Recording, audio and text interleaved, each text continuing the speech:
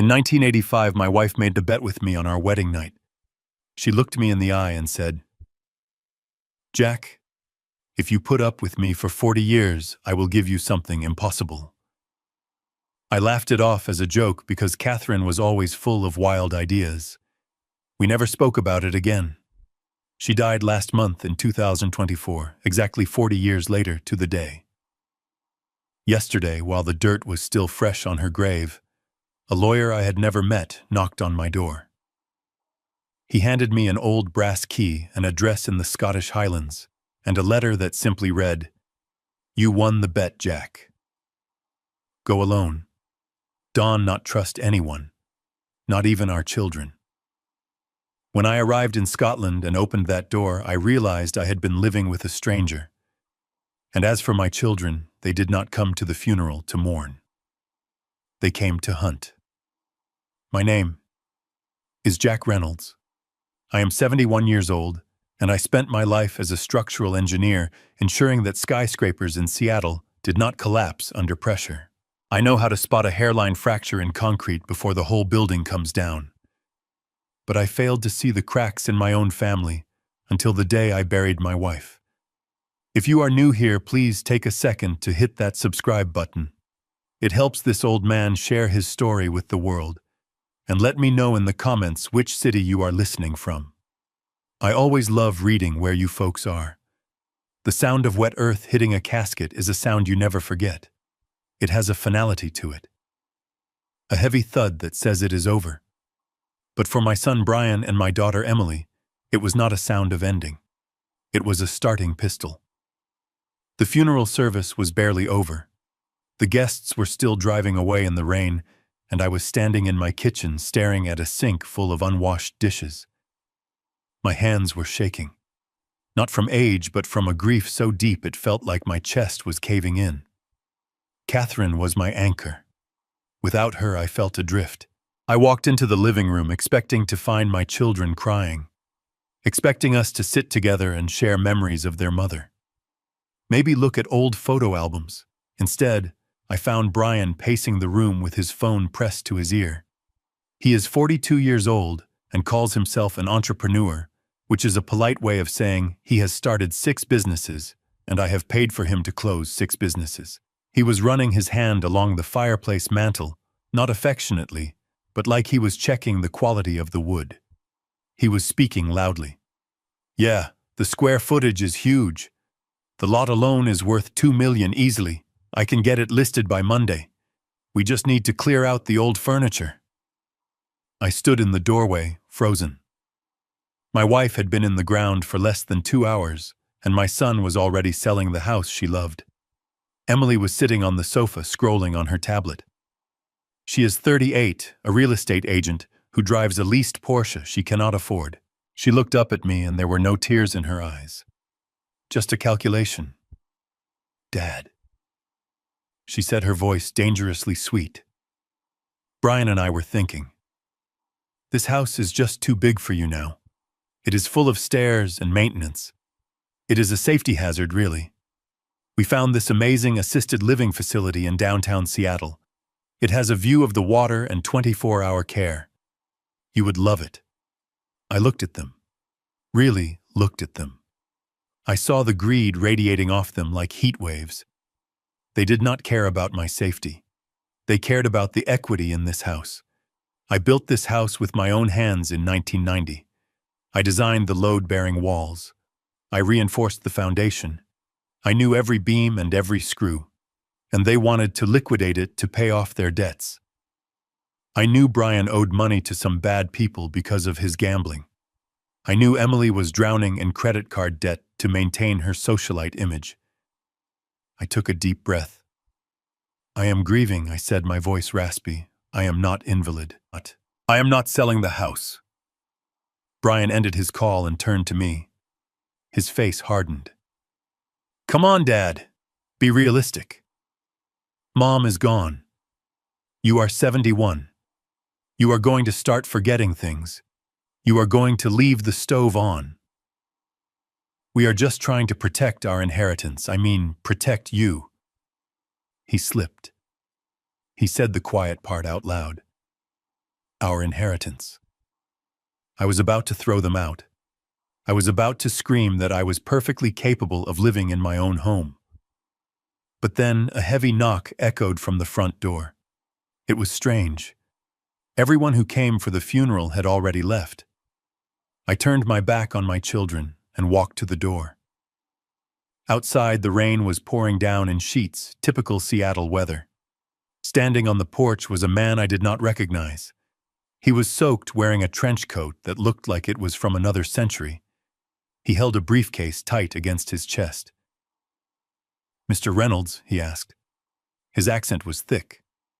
"Scottish." I nodded. "Yes." He did not step inside. He glanced over my shoulder, looking past me into the house where Brian and Emily were watching. He lowered his voice to a whisper. "My name is Hamish McAllister. I was your wife's attorney. Not the family lawyer, her personal attorney." I frowned. Catherine did not have a personal attorney. We shared everything. Or so I thought. "She gave me strict instructions," he continued, rain dripping from the brim of his hat. "I was to deliver this to you only after the funeral, and only if you were alone. But I see you have company." He reached into his coat and pulled out a thick, heavy envelope. It was sealed with wax. He pressed it into my hand. It felt cold and heavy. "Hide this," he whispered. "Do not let them see it. Do not let them know I was here. Read it when they leave." "Why?" I asked, bewildered. "Because Jack," he said, his eyes intense and gray like the storm behind him. "The woman you married was not who you thought she was. She was protecting you. Now you have to protect yourself." He turned and vanished into the rain as quickly as he appeared. I stood there for a moment, the heavy envelope burning a hole in my hand. I could feel a hard object inside. A key. I shoved the envelope into the inside pocket of my suit jacket right against my heart. My pulse was racing. I closed the door and turned around. Brian was standing right there. He had moved silently across the room. He was too close. His eyes were narrowed, fixated on the bulge in my jacket pocket. "Who was that at the door?" Dad, Brian asked. His tone was casual, but his body language was aggressive. He was leaning forward like a predator. "Just a neighbor paying respects," I said, trying to keep my voice steady. "A neighbor," Brian scoffed. "In a trench coat. Who did not come in." "And what did he give you?" "Nothing," I said. "Just a condolence card." Brian stepped closer. He reached out a hand. "Let me see it. I will put it with the others. We need to keep track of who sent cards so we can send thank you notes." I took a step back. I said, "I have got it, Brian. Sit down." Emily stood up from the couch now. The atmosphere in the room shifted instantly. It went from awkward to hostile. They were like wolves who smelled blood. "Dad," Emily said, her voice sharp. "Why are you acting so weird? Did Mom have a secret account? Is that what this is? Did she leave cash?" "There is no cash," I snapped. Brian laughed, a cold, humorless sound. "You are lying. I can tell. You always twitch your left eye when you lie." "Give me the envelope, Dad. I am the executor of the estate technically, so I have a right to see all financial documents. You are not the executor." I said, my anger finally rising above my grief. "I am still alive, Brian. Everything is mine." Brian's face turned red. He looked at Emily, then back at me. He took another step, and for the first time in my life I felt physically threatened by my own son. He was taller than me now. He was younger, and he was desperate. I clutched my chest, feeling the brass key through the fabric. I realized then that McAllister was right. I did not know who my wife was. But more terrifyingly, I did not know who my children were. Before I continue the story and tell you what I did next, I want to ask you a question. Have you ever felt like a stranger in your own family? Like the people you raised turned into people you do not recognize. If you have hit that like button, it tells me I am not alone in this. I looked Brian in the eye. I summoned every ounce of authority I had left from 40 years of managing construction crews. I pointed a shaking finger at the door. "Get out," I said. Brian blinked, surprised by my tone. "What?" I said, "Get out. Both of you. Go home. I need to grieve my wife alone." Brian clenched his fists. He looked at the pocket of my jacket one last time. He weighed his options. He could attack me and take it, but that would be assault. He decided to wait. He smiled a fake plastic smile that made my skin crawl. "Okay, Dad. Okay. We are going. We just worry about you, that is all. You are clearly stressed. We will come back tomorrow morning to help you sort through mom things. We really need to find those bank statements." They gathered their coats. As they walked out the door, Emily turned back and said, "Dawn not do anything stupid, Dad. Mom would want us to handle the money. She knew you were getting fragile." The door clicked shut. I locked it. Then I engaged the deadbolt. Then I slid the chain across. I leaned my back against the door and slid down until I hit the floor. The house was silent again, but now the silence felt heavy with secrets. I reached into my pocket and pulled out the envelope. My hands were trembling so bad I could barely break the wax seal. I tore it open. A heavy brass key fell onto the floor with a clang. It looked ancient. And then I unfolded the letter. Catherine handwriting. The loops and curves I had known for 40 years. "Jack, if you are reading this, I am gone. And if my calculations are correct, the vultures are already circling." I read the letter under the dim light of the hallway. Every word was a hammer blow to my reality. She talked about a bet. She talked about a life I knew nothing about. And then I read the final line. "They are watching you, Jack. Check the smoke detector in the hallway." I looked up. The smoke detector blinked with a tiny red light, a rhythm that was not normal. I stood up, grabbed a chair, and climbed up. I twisted the cover off. Inside, nestled behind the battery, was a tiny camera and a microphone. I nearly fell off the chair. My own son. My own daughter. They had been bugging my house. My phone buzzed in my pocket. A text from Brian. "Get some rest, Dad. We will see you bright and early. Dawn not lose that envelope." I realized then that I could not stay here. Not tonight. Maybe not ever. If they knew about the envelope, they would not stop until they had it. I looked at the key. I looked at the address in Scotland. I grabbed my passport from the desk drawer. I did not pack clothes. I did not pack toiletries. I grabbed my medication, my wallet, and the key. I slipped out the back door into the rain, leaving my car in the driveway to make them think I was still home. I walked 3 blocks to the gas station and called a cab from a payphone. "Take me to the airport," I told the driver. "Where are you flying to?" he asked. "As far away from my family as I can get," I whispered. But as the taxi sped towards the airport, I had no idea that Brian had one more tracker I did not know about, and my escape was about to turn into a hunt. The hours before I got into that taxi were a masterclass in deception. We sat around the dining table that I had built with my own hands 30 years ago. The smell of expensive Thai takeout filled the room because neither of my children offered to cook a meal on the day we buried their mother. Brian poured himself a glass of my vintage red wine without asking. He swirled it around the glass, watching the crimson liquid coat the sides. Emily picked at her food, her eyes darting around the room as if she was already redecorating it in her mind.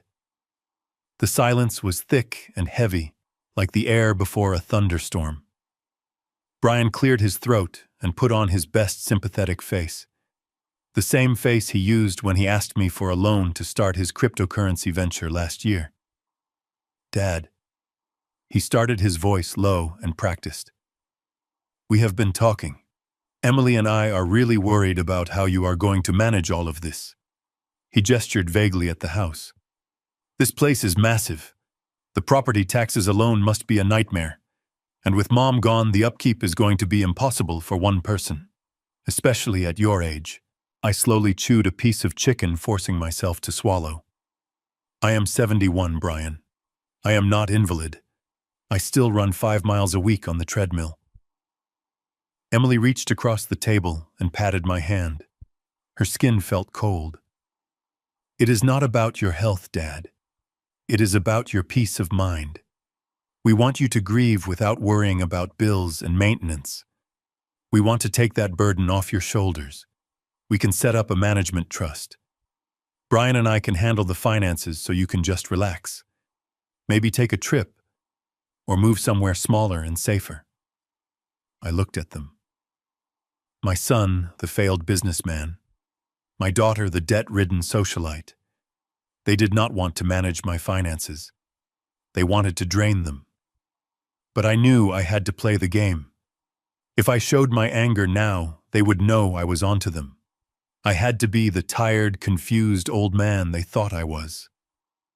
I rubbed my temples and let out a long, shaky sigh. I suppose you are right, I said, allowing my voice to tremble just enough. I am feeling very overwhelmed. I cannot think straight today. Everything is a blur. Brian exchanged a quick, triumphant look with Emily.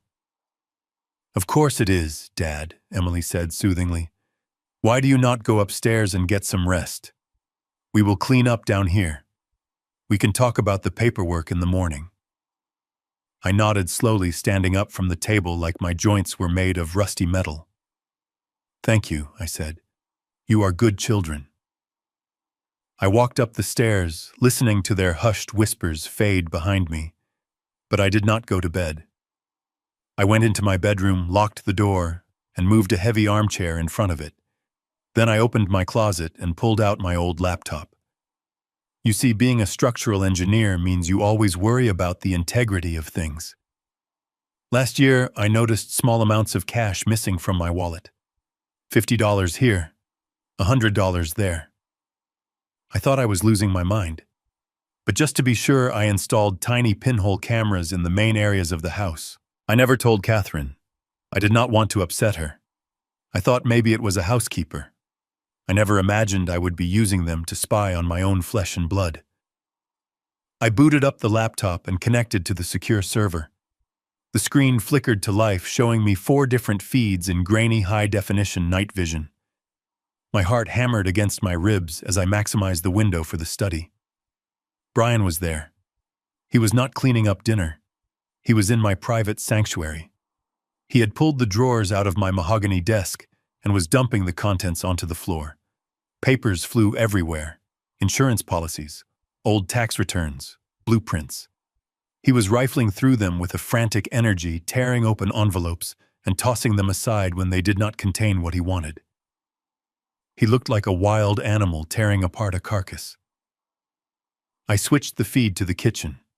Emily was pacing back and forth, a glass of wine in one hand, her phone in the other. I put on my headphones and turned up the audio gain.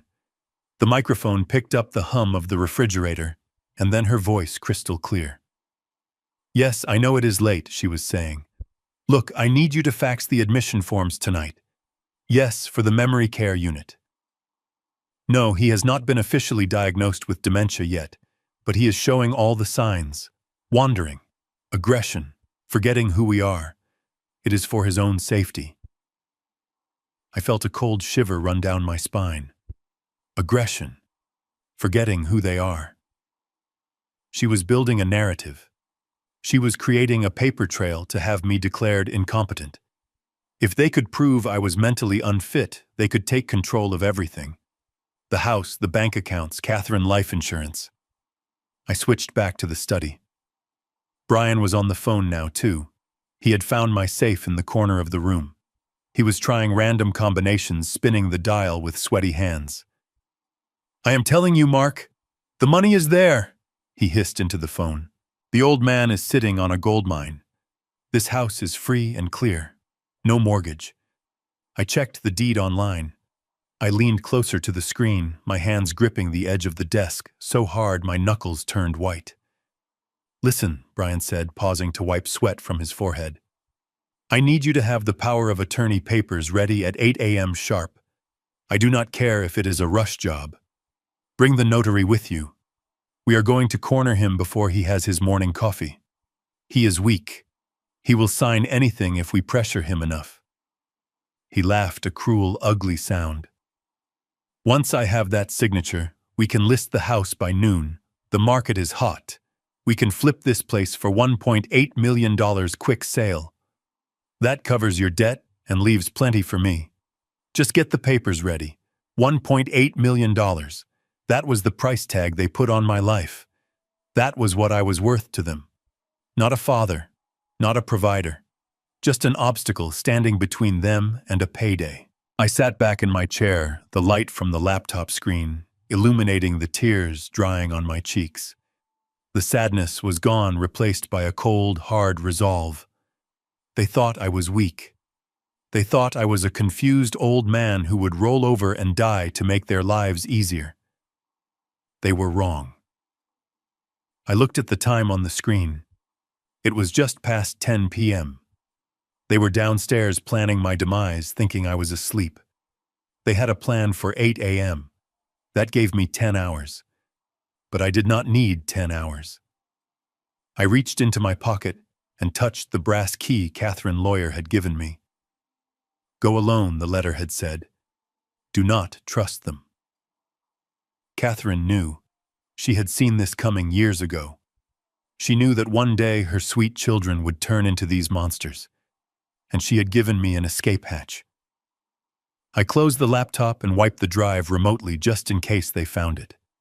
I packed my bag with the essentials, my passport, my medication, the deed to the house which I had removed from the safe 2 days ago because I had a bad feeling, and the key. I stood by the window and looked out at the rain. I was leaving the house I built, the home where I raised them, the home where I held my wife's hand as she took her last breath. It broke my heart, but I knew if I stayed, I would lose more than just the house. I would lose my freedom. I waited until the lights downstairs went out. I waited until I heard their footsteps retreat to the guest rooms. Then I moved, silent as a ghost. I crept past their doors, listening to the sound of their breathing. I walked out into the rain, and I did not look back. And that brings us to the taxi ride, to the moment I became a fugitive from my own family. But as I sat in that cab watching the city lights blur past, I realized something. I was not just running away. I was running towards something. Catherine had left me a mystery in Scotland, and for the first time in 40 years, I was going to do exactly what she told me. But I had no idea that Brian was smarter than I gave him credit for. As I handed my passport to the agent at the ticket counter, my phone buzzed with a notification. It was from my bank. A withdrawal attempt. Location Glasgow. My blood ran cold. I had not even left the country yet. How did they know? The answer was in my pocket, and it was going to change everything. Tell me in the comments if you would have signed those papers to help your children. Or would you have run like I did? Hit subscribe because in the next part I land in Scotland and discover that the old castle is not empty. Someone is waiting for me, and they are holding a shotgun. I stared at the digital clock on my bedside table.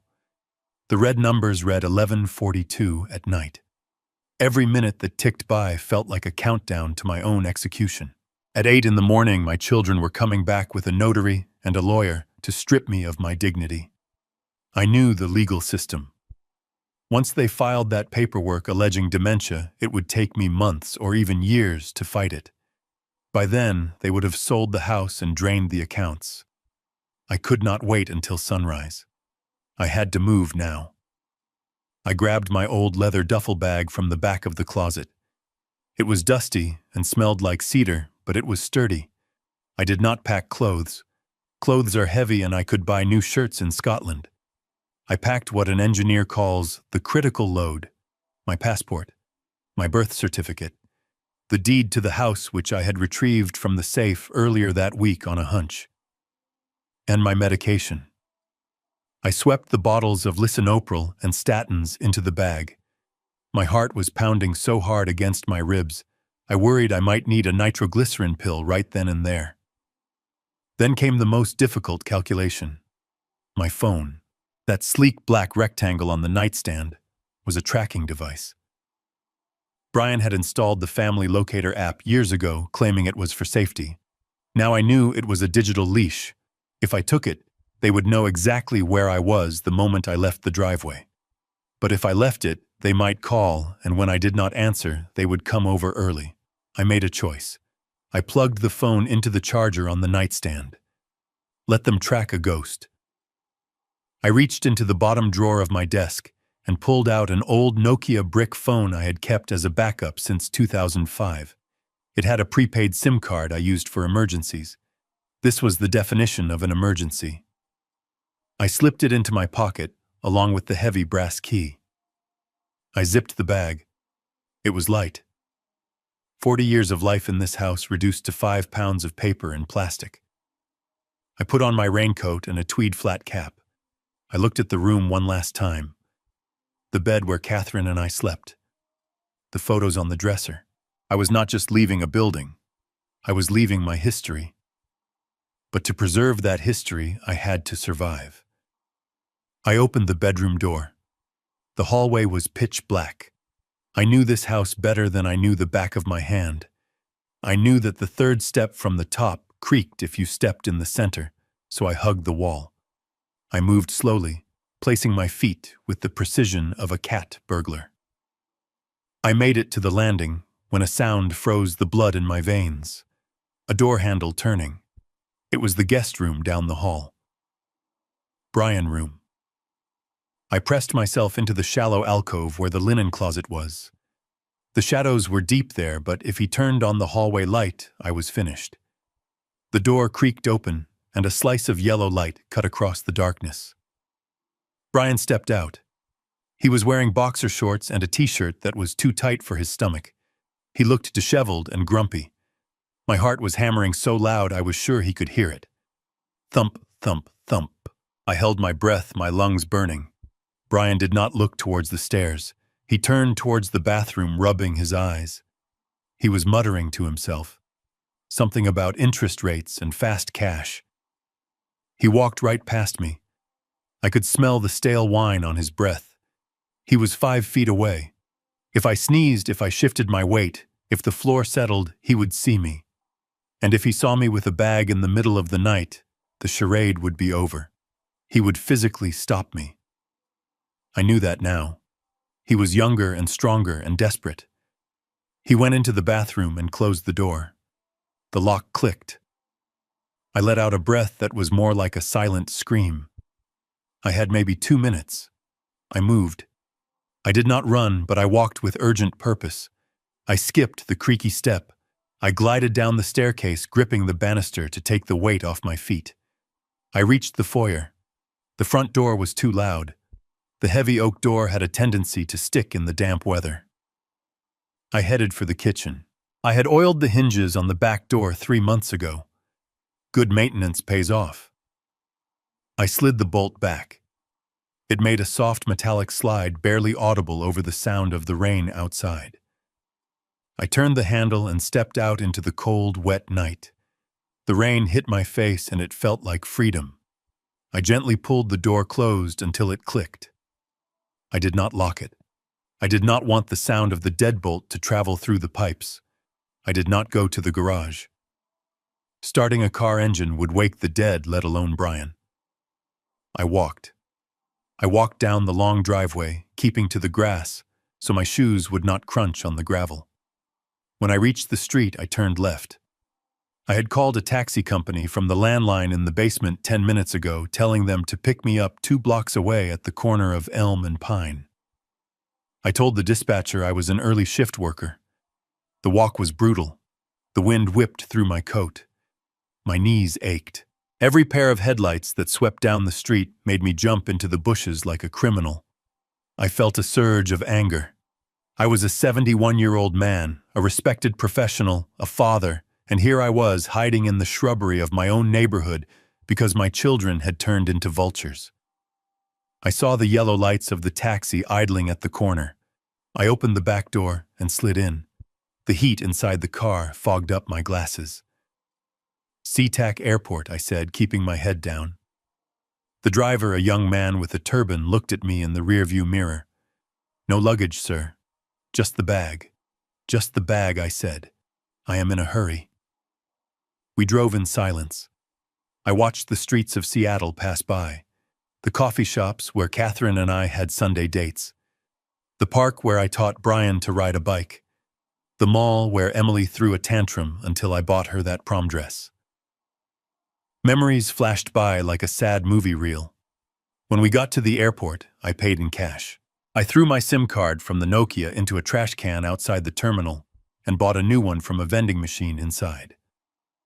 Paranoia is a survival skill, I told myself. I got through security without issue. No one was looking for me yet. To the world, I was just a retiree going on a vacation. I bought a one-way ticket to Glasgow with a connection in London. I used a credit card I had opened in my own name years ago, one that Brian did not know existed. Boarding the plane felt surreal. When the engines roared to life and the pressure pushed me back into my seat, I finally let my shoulders drop. We lifted off into the dark clouds, breaking through the rain until we were above the storm where the moon was shining on a sea of white. I looked down. Seattle was just a grid of golden lights fading into the distance. Down there, in that dark house, my phone was still plugged in, waiting for a morning alarm that I would never hear. Brian was probably sleeping soundly, dreaming of the money he would make from selling my life. I reached into my inner pocket and pulled out Catherine's letter again. I had only read the first part. Now, with the cabin lights dimmed and the hum of the engine drowning out the world, I unfolded the second page. Her handwriting was shaky towards the end. Jack, she wrote, you are probably angry. You are probably wondering why I made that bet. Why I made you wait 40 years. It was not just a joke. It was a test. I knew that if I gave you this secret too early, you would have used it to help the children. You would have bailed Brian out of his first bankruptcy. You would have paid off Emily loans. You are too kind, Jack, and kindness is a weakness when you are dealing with parasites. I paused, wiping a tear from my reading glasses. She knew me so well. The letter continued. The key I gave you opens a door to the past, specifically to 1985. While you were building bridges, I was building a safety net. Go to the Highlands. Find the wine cellar behind the old bookcase in the library. But be warned, Jack. What you find down there is not just wealth. It is a burden. And it will require you to be the man I always knew you could be. Not the nice guy, but the fighter. You won the bet, my love. Now go claim the prize. And for God's sake, do not drink the bottle marked 1985 until you see the whites of their eyes. I folded the letter. A wine cellar, a bottle marked 1985, and a warning to be a fighter. I leaned my head back against the seat and closed my eyes. The nice guy was left back in Seattle, plugged into a wall charger. The man flying to Scotland was someone else entirely, and he was ready for war. The wheels of the plane touched down in Glasgow with a violent jolt that rattled my teeth. I had not slept for 9 hours. My body felt heavy and brittle like old drywall that had soaked up too much water. I walked through the terminal, clutching my duffel bag to my chest, my eyes scanning the crowd out of habit. I half expected to see Brian or Emily standing there with a sheriff and a court order. But there were only strangers holding signs with names that were not mine. I rented a car. It was a small silver hatchback that smelled faintly of wet dog and stale tobacco. Driving on the left side of the road was a nightmare for a man who had spent 50 years driving on the right, but terror is a good substitute for caffeine. I gripped the steering wheel so hard, my knuckles turned white, and pointed the car north. The drive was not a scenic vacation. It was a journey into desolation. As I left the city behind, the landscape changed. The rolling green hills turned into jagged black peaks that pierced the low-hanging gray clouds. The rain here was different from Seattle. In Seattle, the rain is a constant passive presence. Here in the Scottish Highlands, the rain was aggressive. It lashed against the windshield sideways, driven by a wind that howled like a wounded animal. I drove for 4 hours. The roads became narrower until they were just single tracks of asphalt, winding through endless stretches of bog and heather. There were no houses, no gas stations, just sheep standing by the roadside staring at me with indifferent rectangular pupils. The isolation began to seep into my bones. I felt tiny against the scale of this landscape. I was a fugitive old man, driving a cheap rental car into the middle of nowhere, chasing a promise made by a dead woman in 1985. My GPS finally chirped. "You have arrived." I stopped the car. I looked out the window, and my heart sank into my stomach. There was nothing there. Just a rusted wrought iron gate hanging off its hinges, leaning drunkenly against a crumbling stone pillar. A faded wooden sign lay in the mud, barely readable. Altmore Manor. I turned the car onto the gravel driveway, which was more mud than gravel. The tires spun and slipped, fighting for traction. I drove slowly, the branches of overgrown ancient trees scraping against the roof of the car like skeletal fingers. And then the house came into view. I stopped the car and turned off the engine. I sat there for a long time, just staring. If this was the prize, then the game was rigged. The structure in front of me was a ruin. It was a small castle, or a large manor house built from gray stone that looked like it had been quarried from the very mountains around us. But it was dying. Thick green moss covered the walls like a disease. The roof was sagging in the middle, a clear sign of a compromised ridge beam. Several windows were boarded up with plywood that had turned gray with rot. One of the chimneys had partially collapsed, leaving a pile of rubble on the lawn. I am a structural engineer. I look at buildings and I see their bones. I see their health. This building was on life support.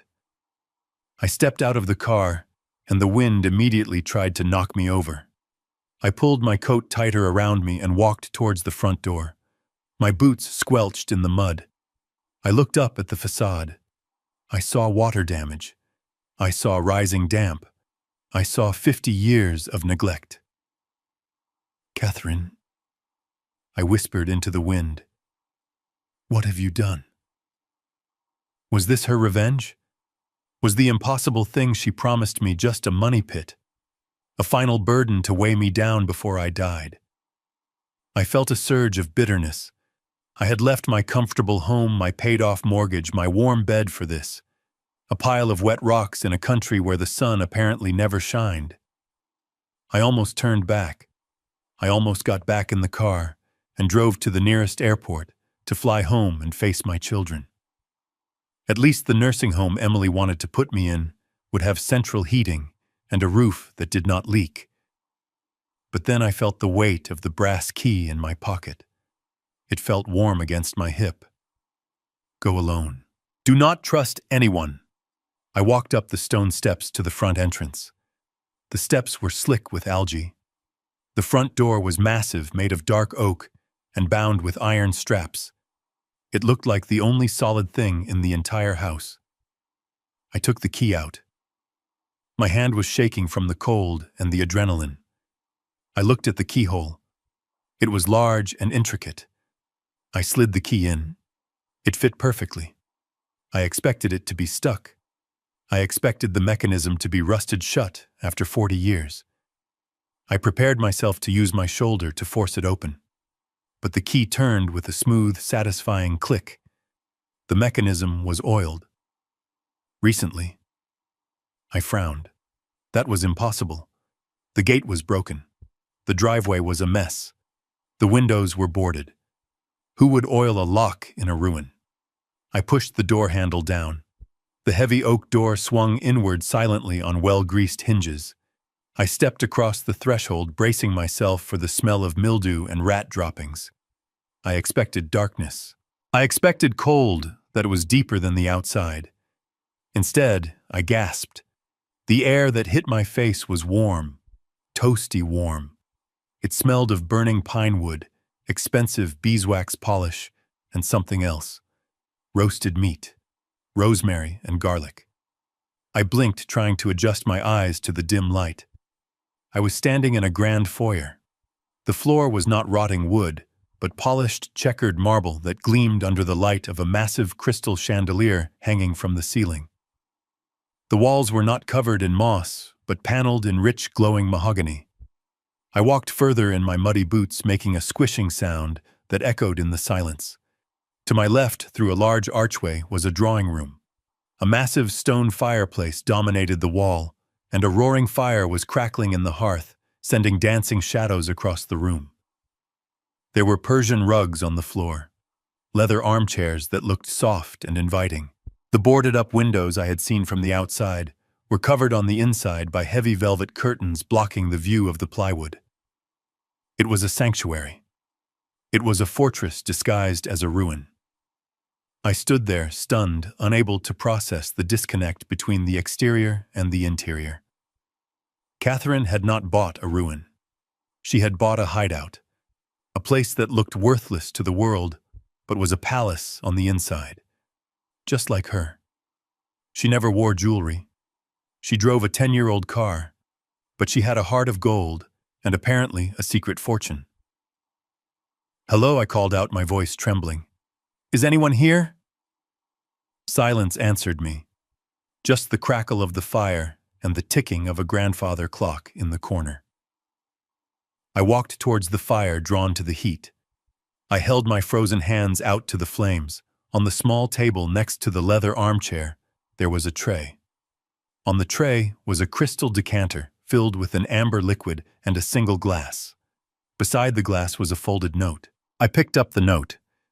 It was not Catherine handwriting. It was neat block capitals, sharp and efficient. "Welcome home, Mr. Reynolds. Drink the whiskey. You look like you need it.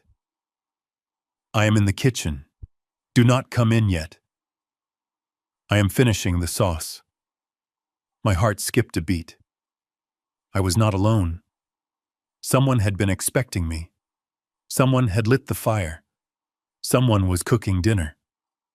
I looked at the hallway that led to the back of the house. A shadow moved across the wall. A large shadow. "Who are you?" I shouted, backing away towards the door.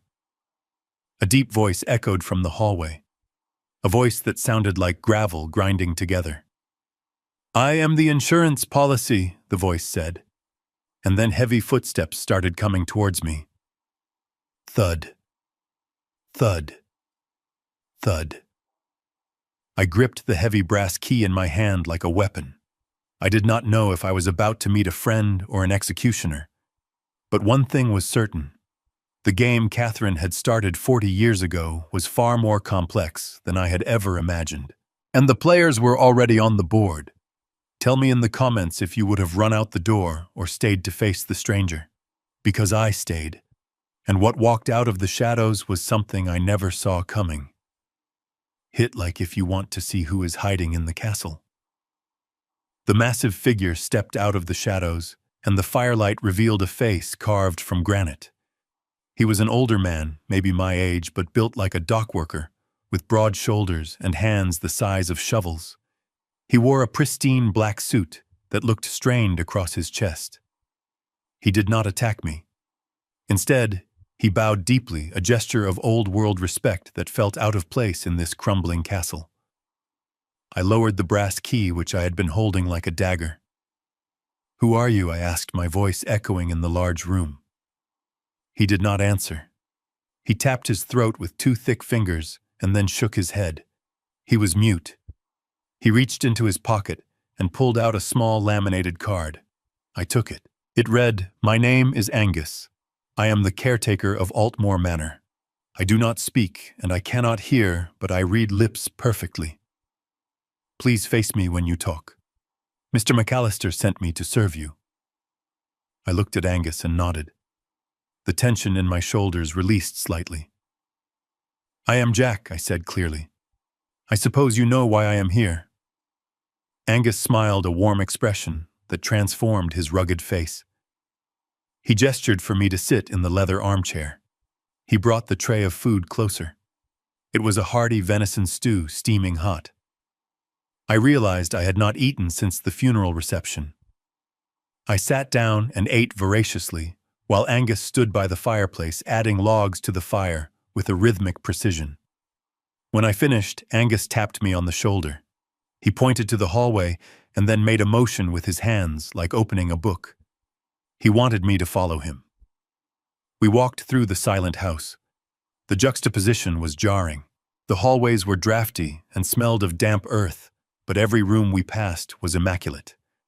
We arrived at a set of double doors. Angus pushed them open, revealing a library that would have made a university jealous. Floor-to-ceiling shelves were packed with leather-bound books. A rolling ladder sat in the corner. Angus walked to a specific section of the bookshelf. He pointed to a book on the third shelf. I squinted to read the spine. It was a copy of The Count of Monte Cristo. I felt a lump in my throat. That was Catherine's favorite book. She loved the story of patience and long-awaited justice. I pulled the book. It did not slide out. Instead, it clicked. A mechanical latch released with a heavy thud. The entire section of the bookcase swung outward silently, revealing a stone staircase spiraling down into the darkness. Cool air rushed up to meet us, carrying a scent I recognized instantly. Oak, vanilla, and the sharp bite of alcohol. The angel's share. Angus handed me a flashlight and gestured for me to go alone. He stayed at the top of the stairs like a sentinel. I descended into the earth. The steps were cut from solid rock. As I went deeper, the air became controlled. I noticed humidifiers and temperature sensors mounted on the walls. This was not a dungeon. This was a climate-controlled vault. I reached the bottom and flicked a switch on the wall. Banks of industrial fluorescent lights flickered on one by one, illuminating a space that took my breath away. It was a cathedral of wood. Rows and rows of oak casks stretched out into the darkness. They were stacked 3 high, resting on steel racks that looked brand new. I walked down the center aisle, my footsteps echoing on the concrete floor. I ran my hand along the rough wood of the nearest barrel. Stenciled in black ink on the side was a date. 1985. I walked to the next one. 1985. And the next. They were all from 1985. I reached the end of the row, where a small desk sat covered in dust. On it lay a leather ledger and a stack of files. I opened the ledger. It was in Catherine's handwriting. October 1985, purchased 500 casks of new-make spirit from the closing Altmore distillery. Price per cask $100. Storage fees paid in advance for 50 years. I turned the pages. She had tracked the evaporation rates, the temperature fluctuations, and the flavor profiles for 40 years. She had visited this place every time she told me she was going on a yoga retreat or a girls' trip. While I was fixing bridges in Seattle, she was building a legacy in Scotland. I picked up a document on top of the pile. It was a valuation report from a prestigious whiskey auction house dated just last month. Item: Altmore Reserve, 1985 single malt. Status: extremely rare. The distillery was demolished in 1986, making this the last surviving stock in the world. Estimated auction value per cask, $60,000. $60,000. I dropped the paper. My knees gave out, and I grabbed the edge of the desk to steady myself. I did the math in my head. $60,000 times 500 casks. $30 million. I laughed. It was a dry, hysterical sound that bounced off the stone walls. My wife, the woman who clipped coupons for laundry detergent and argued with the cable company over a $10 fee, had been sitting on a $30 million fortune. She had bet me that if I put up with her for 40 years, she would give me the impossible. She gave me financial freedom. She gave me a kingdom. I looked around the room with new eyes. This was not just alcohol. This was power. This was the leverage I needed to restart my life. I picked up a bottle that was sitting on the desk, labeled Sample Cask 1. I pulled the cork and took a sniff. It smelled like honey and dried fruit and victory. I was about to pour myself a taste when a harsh buzzing sound cut through the silence. It was a red light flashing above the staircase. An alarm. I scrambled back up the stairs, my heart pounding against my ribs. I burst into the library. Angus was standing by the window holding a tablet device. His face was grim. He turned the screen towards me. It was a feed from a security camera at the front gate. A sleek black SUV was tearing up the muddy driveway, forcing its way through the overgrown branches. It skid to a halt in front of the manor, spraying mud onto the stone steps. The doors opened.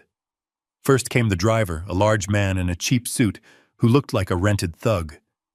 Then from the back seat stepped a man I knew too well. Brian. He looked different than he had at the funeral.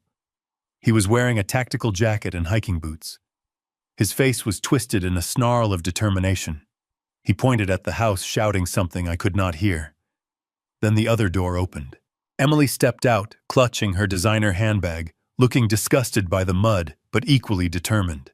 And finally, a third man emerged. Tall, thin, with silver hair and a briefcase. I recognized him from the news. He was a high-profile American attorney known for aggressive estate litigation. They had found me. I looked at Angus. How, I asked. How did they find me so fast? Angus tapped the screen and pointed to the corner of the image. The timestamp. They had not just found me. They had been tracking me since I landed.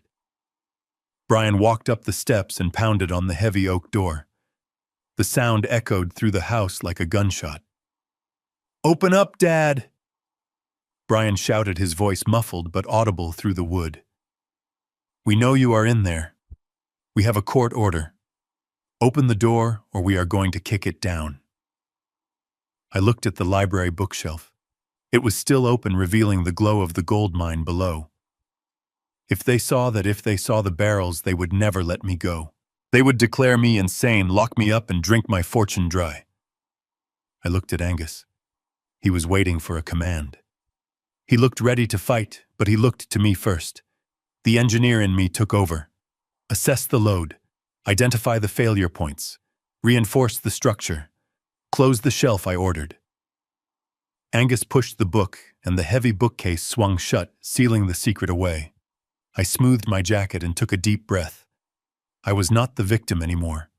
I was the man with the $30 million secret. "Let them in," I said to Angus. Angus looked surprised, but he nodded. He walked out of the library towards the front door. I stood in the center of the drawing room facing the door. I picked up the glass of whiskey I had abandoned earlier. I took a sip. It burned. It was perfect. I heard the heavy bolt slide back. I heard the door creak open. And then I heard the stampede of footsteps entering my sanctuary. Before I tell you what happened when my son walked into that room, I need you to do something for me. If you have ever had a secret that could change your life, hit that subscribe button. And tell me in the comments, what would you do with $30 million? Would you share it, or would you keep it?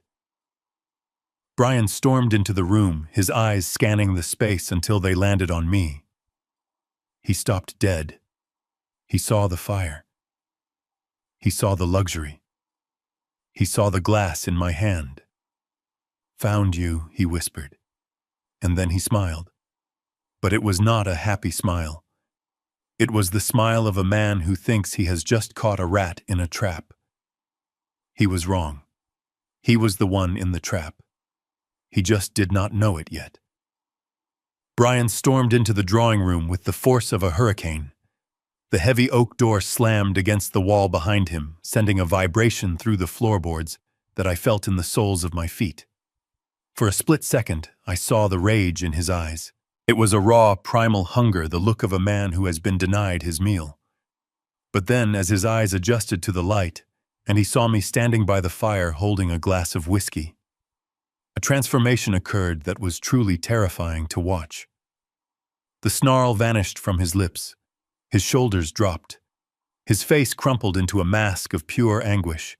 He rushed towards me, his arms outstretched, his boots leaving muddy tracks on the pristine Persian rug. "Dad." He choked out, his voice cracking perfectly. "Oh my God, Dad. You are alive." He threw his arms around me. It was a hug I had wanted for years, a hug I had craved since he was a teenager.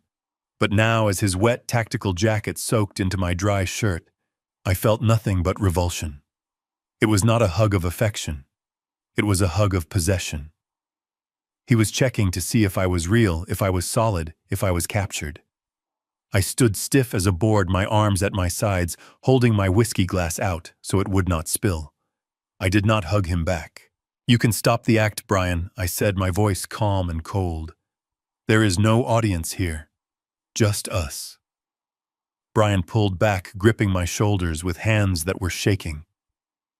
"It is not an act," he cried, tears actually welling up in his eyes. "Do you have any idea how scared we were? You disappeared. You left your phone. We thought you had a stroke. We thought you were wandering the streets of Seattle in the rain. We flew across the ocean to save you, Dad." "Save me," I repeated, looking him dead in the eye. "Or save the bank accounts." Brian flinched as if I had slapped him. "How can you say that? We are your family." Emily rushed in behind him. She had bypassed the mud and was moving with the efficiency of a triage nurse. She looked frantic. She was carrying a small medical bag which she unzipped on the antique side table, knocking over the coaster. "He is delusional, Brian," she said rapidly, not even looking at me. "I told you, it is the onset of the episode. The flight trauma must have triggered a psychotic break. Look at him. He thinks he is in a castle. He is drinking alcohol." She turned to me, her face pale and sweaty. "Dad, you need to sit down right now. Your heart rate is probably through the roof." "I am fine, Emily," I said, taking a sip of the scotch. "My heart is steady." She ignored me. She pulled a pre-loaded syringe pen from her bag. It looked like an epinephrine injector, but the label was yellow. "This is a sedative," she said, her voice taking on that condescending tone one uses with a toddler. "It is mild. It will just calm your nerves and lower your blood pressure so we can get you to a hospital. The doctor in Seattle gave it to me just in case." She uncapped the needle. "Come on, Dad. Just a little pinch in the arm. Do it for Mom." That was the trigger. Do it for Mom, the woman whose memory they were desecrating. Emily lunged forward, reaching for my arm. She moved faster than I expected. But 40 years on construction sites teaches you to react to falling objects. I did not step back. I swung my arm up not to hit her, but to block her. My forearm connected with her wrist. It was a sharp, hard motion. The syringe flew out of her hand. It spun through the air and smashed against the stone hearth of the fireplace. The glass vial inside shattered, and the clear liquid hissed as it hit the hot embers. Emily screamed, clutching her wrist. "He hit me." "Oh my God, Brian, he hit me." "He is violent."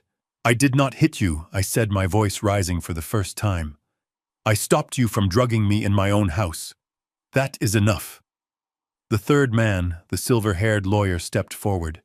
He had been watching the scene with the detached boredom of a man who charges $800 an hour. He placed his briefcase on the leather ottoman and snapped the latches open. The sound was loud in the sudden silence. "Mr. Reynolds," the lawyer said, smoothing his silk tie. "My name is Robert Sterling.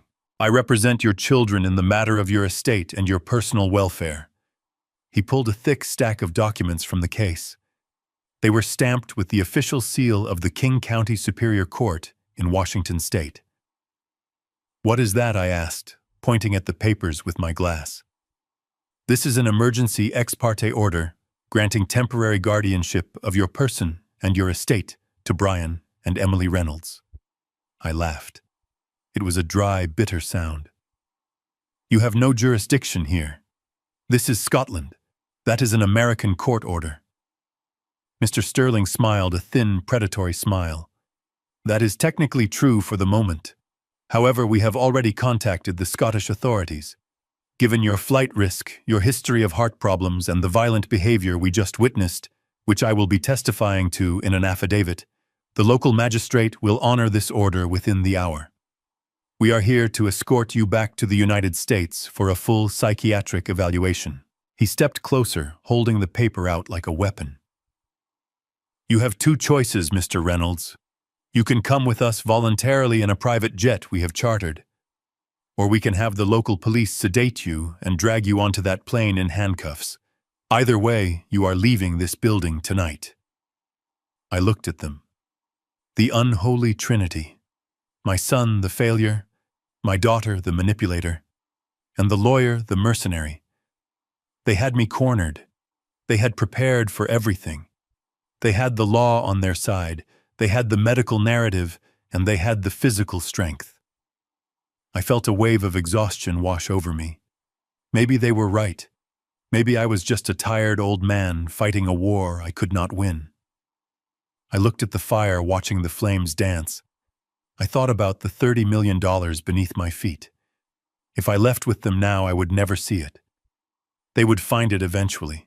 They would sell it. They would drink it. And I would die in a white room with soft walls, wondering where I went wrong. Brian saw my hesitation. He took it for weakness. He stepped away from me, thinking the battle was won. He started pacing the room, his adrenaline still spiking. He ran his hands through his wet hair, exhaling loudly. "Jesus, Dad," he muttered, kicking at the leg of a table. "Why do you have to make everything so hard? We are trying to help you. Do you think I want to be in Scotland in the mud? I have businesses to run." He walked towards the wall of bookshelves, the same wall where the secret door was hidden. I tensed. Angus had closed the bookcase, but old mechanisms are tricky. Sometimes they do not latch all the way. Brian was ranting now, working himself up. "You disappear. You hide in this dump. And for what? Look at this place. It is a ruin. It smells like rot and—" He stopped mid-sentence. He was standing right in front of the Count of Monte Cristo section. He leaned his shoulder against the wood, looking at me with disgust. As he leaned, his weight caused the heavy oak shelf to shift. Just a fraction of an inch. A tiny gap opened up between the bookcase and the wall. It was not enough to see through, but it was enough for the air to escape. The air in the cellar was pressurized, climate-controlled, and saturated with the heavy angelic scent of 40-year-old whiskey. It rushed out through that crack like a spirit released from a bottle. Brian sniffed. He frowned. He sniffed again, deeper this time. The smell hit him. It was unmistakable. It was not the smell of rot or mildew. It was the rich, complex aroma of vanilla, toasted oak, dried figs, and pure alcohol. It was the smell of money. Brian turned around, slowly facing the books. He leaned in, putting his nose to the crack. "What is that?" he whispered. He looked at me. His eyes were wide, confused at first, and then suspicious. He looked back at the shelf. He grabbed the side of the bookcase and pulled. It was locked, but it rattled. "There is something behind here," Brian said, his voice rising in pitch. Emily stopped nursing her wrist. The lawyer looked up from his papers. "What are you talking about?" Emily asked. Brian ignored her. He was like a bloodhound now. He kicked the bottom of the bookcase. A hollow boom echoed from the stone staircase behind it. "There is a room back here," Brian shouted, pointing at the shelf. "Dad, what is back here? Why does it smell like a distillery?" My heart hammered against my ribs. The game changed in an instant. They were not just here for the house anymore. They were seconds away from finding the jackpot. I gripped my glass until my knuckles turned white. I looked at Angus, who was standing in the shadows by the kitchen door. His face was stone, but his muscles were coiled, ready to spring. Brian grabbed a heavy brass candlestick from a nearby table. He jammed it into the crack between the bookcase and the wall, trying to pry it open. Jack the lawyer said, stepping forward, his eyes narrowing.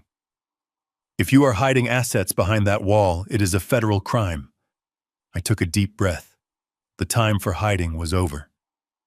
"You want to know what is behind there, Brian?" I asked, my voice steady and loud, cutting through the tension. Brian stopped prying. He turned to look at me, breathing hard. "Yes," he hissed. "What are you hiding, old man?" I stood up. I buttoned my jacket. I looked him dead in the eye. "I am hiding your inheritance," I said. "Or at least what is left of it." And then I did the only thing I could do. I smashed my whiskey glass into the fireplace. The explosion of crystal and alcohol sent a flare of fire shooting up the chimney. "Open it," I commanded. But I was not talking to Brian. I was talking to Angus. And as the mute giant stepped forward to trigger the mechanism, I knew that once those doors opened, there would be no going back. The sharks were about to see the blood in the water. The heavy bookcase groaned as the hidden mechanism engaged, swinging inward to reveal the cold stone throat of the staircase. A draft of air rushed up from the depths, carrying the heavy, intoxicating scent of angels share the evaporated alcohol that hangs in the air of every distillery. It smells of vanilla and toasted wood and thyme. Brian did not hesitate. He did not look back at me or ask for permission. He stepped into the darkness, drawn by the scent like a moth to a flame. I watched my son descend. I watched the way his posture changed. He was no longer the angry, confused son looking for his senile father. He was a predator entering a cave. Emily followed him, her high heels clicking precariously on the stone steps. The lawyer, Mr. Sterling, adjusted his tie and followed his eyes, scanning the structure, not for beauty, but for liability and asset value. I signaled to Angus. We followed them down. When I reached the bottom step, Brian was standing in the center of the vast underground cathedral. The fluorescent lights were humming overhead, illuminating the endless rows of casks. 500 barrels of American white oak stacked 3 high, stretching back into the shadows. Brian was silent. He was walking slowly down the central aisle, touching the barrels. He ran his hand over the stenciled letters on cask number 42. Altmore, 1985. He stopped. He looked at the date. He looked at the next barrel, 1985. He looked at the vastness of the room. I stood by the stairs, my heart beating a slow, heavy rhythm. I saw the moment the realization hit him. Brian considers himself a connoisseur. He spends money he does not have on bottle service in clubs. He knows that Japanese whiskey from the 80s sells for thousands a bottle. He knows the market. He did the math in his head. I saw his lips move. 500 casks, roughly 200 bottles per cask. That is 100,000 bottles, even at a conservative estimate. He turned around. His face was pale, but his eyes were burning with a manic, terrifying light. He looked at Emily, who was shivering in the cold air, hugging her designer coat. "Emily," he whispered, his voice trembling with excitement. "Do you have any idea what this is?" Emily shook her head, looking at the dirty barrels with disdain. "It looks like a dusty basement full of old beer, Brian. Let us just get Dad and go." "No," Brian shouted, his voice echoing off the stone walls. "You stupid girl! This is not beer. This is liquid gold. This is a ghost distillery. Altmore closed in the 80s. This stuff does not exist anymore. Dad is sitting on the last reserve in the world." He spun around to face me. He threw his arms out wide, laughing a sound that was half joy and half madness. "We are rich. We are filthy rich. Forget the house in Seattle. That is peanuts. This room alone is worth $20, maybe $30 million. He ran towards me. For a second I thought he was going to hug me again, but he stopped 3 feet away. He looked at me and the warmth I had seen earlier was gone. There was no love in his eyes. There was only calculation. He was looking at me the way a butcher looks at a cow. I was no longer his father. I was the owner on the deed. I was the obstacle. You knew, Brian said accusingly. You knew all along. That is why you ran. You wanted to keep this for yourself. You selfish old man. I did not know until tonight. Brian, I said quietly. Your mother left it. Brian laughed. Mom did this. She was smarter than I thought. But it does not matter who did it. It matters who owns it. And right now, that is us. He turned to the lawyer. Sterling, get the papers. Not the guardianship papers, the transfer of assets, the power of attorney. We need to secure this right now before anyone else finds out. We need to transfer the deed of this property and all its contents to the shell company. The lawyer, Mr. Sterling, opened his briefcase on top of a barrel. He pulled out a fresh stack of documents. He looked at me with cold, professional indifference. It would be in your best interest to sign, Mr. Reynolds. Managing an asset of this magnitude requires a limited liability corporation and tax strategy that you simply are not equipped to handle. Your children are doing you a favor. Brian snatched the papers from the lawyer. He clicked a pen and marched towards me. Sign it, he commanded. I looked at the paper. It was a broad, durable power of attorney. It gave Brian full control over every asset I owned, real estate, cash, and personal property. If I signed that, I would be a pauper in my own life, dependent on his allowance. I looked at my son. I remembered teaching him to fish. I remembered paying for his first car. I remembered holding him when he cried after his first breakup. Where had that boy gone? I will not sign it, Brian, I said, my voice steady. This is my legacy. Catherine legacy. I am not giving it to you to squander on gambling debts and failed startups. Brian's face twisted. The mask of the concerned son fell away completely, revealing the monster underneath. He stepped into my personal space. He is 3 inches taller than me and 40 pounds heavier. He used his size to intimidate, backing me up until my legs hit the wooden chair behind the desk. You think you have a choice? He hissed, spraying spit in my face. Look around you, Dad. We are in the middle of nowhere, in a soundproof cellar, in a foreign country. No one knows you are here except us. He jabbed the pen towards my chest. You are going to sign this paper. You are going to sign it right now, because if you do not, I am going to leave you here. I will lock that heavy steel door at the top of the stairs. I will board up the house, and I will let you rot in the cold with your precious whiskey. I looked at him, shocked by the depths of his depravity. You would kill me, I asked. You would kill your own father for money. Brian leaned in close, his eyes dead and flat. I am not killing you. I am just letting nature take its course. An old man with a bad heart confusing, wandering off in the Highlands. It happens all the time. By the time they find you, the estate will be settled.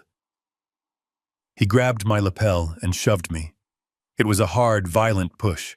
I stumbled back and fell heavily into the wooden chair. The impact jarred my spine. My glasses slid down my nose. I looked up at him, gasping for air. Emily, I called out, looking past Brian to my daughter. Emily, listen to him. He is talking about murder. Do something. Emily was standing by the lawyer. She was looking at the barrels, doing her own mental math. She looked at me sitting in the chair, vulnerable and old. She looked at Brian, who was holding the pen like a knife. She did not flinch. She did not rush to help me. She adjusted her silk scarf and looked at me with an expression of utter boredom. Dad, she said, her voice cold as ice. Stop being dramatic. Nobody is going to kill you. Just sign the paper. We need the money. I have a balloon payment due on the house next week. Brian has sharks coming after him. We are desperate, and you are sitting on a pile of cash acting self-righteous. Just sign it and we can all go home. Dawn not make this harder than it has to be. Dawn not make us hurt you, Brian added, looming over me. He slammed the paper down on the desk in front of me. He slammed the pen down next to it. "Sign," he roared. I looked at the paper. I looked at the pen. I looked at Angus, who was standing in the shadows, his fists clenched, waiting for my signal. Brian did not even know he was there. Brian was so blinded by greed he had forgotten about the giant in the corner. I reached for the pen. My hand was shaking. Not from fear, but from a rage so hot it felt like lava in my veins. They wanted me to sign. They wanted to take everything. I took a deep breath. I looked at Brian one last time. "You really want this?" I asked quietly. "You want the money that bad?" "Yes," Brian said, his teeth clenched. "I want what is mine." I gripped the pen, but I did not move it to the paper. I looked at Angus, and I gave a small, barely perceptible nod. The trap was set. It was time to spring it. But before I tell you what happened next, I want to ask you a question. If your children threatened you like this, would you forgive them? Or would you teach them a lesson they would never forget? Let me know in the comments. And hit that like button if you are ready to see a bully get exactly what he deserves. Brian reached out to grab my hand to force me to write, but he never made contact. Because from the shadows, a hand the size of a dinner plate reached out and grabbed Brian by the back of his tactical jacket. And the screaming started. Angus released his grip on Brian at my command, and my son fell to his knees, gasping for air, rubbing his neck where the giant's hand had been. The atmosphere in the cellar was electric with violence. But as I looked at the three of them, my panting son, my terrified daughter, and the calculating lawyer, I realized that physical force was not the answer. If I let Angus throw them out, they would just come back with the police, or worse, they would come back with the people Brian owed money to. No, I needed to end this permanently. I needed to destroy their leverage, and the only way to do that was to let them destroy themselves first. I slumped back into the wooden chair, letting my body go limp. I allowed my hand to tremble visibly, and I clutched my chest, acting out the part of the dying man they so desperately wanted me to be. "Angus, stand down." I whispered, my voice raspy and weak. "I cannot fight them. Look at them. They are young. I am so tired." Brian scrambled to his feet, his eyes darting between me and Angus. He looked like a cornered rat, but as he saw me deflate, his arrogance returned. He straightened his jacket, trying to regain his dignity. "You made the right choice, Dad," Brian said, his voice still shaky but gaining strength. "You almost made a big mistake letting your guard dog attack me. That is assault. We could add that to the list of reasons you need institutionalized."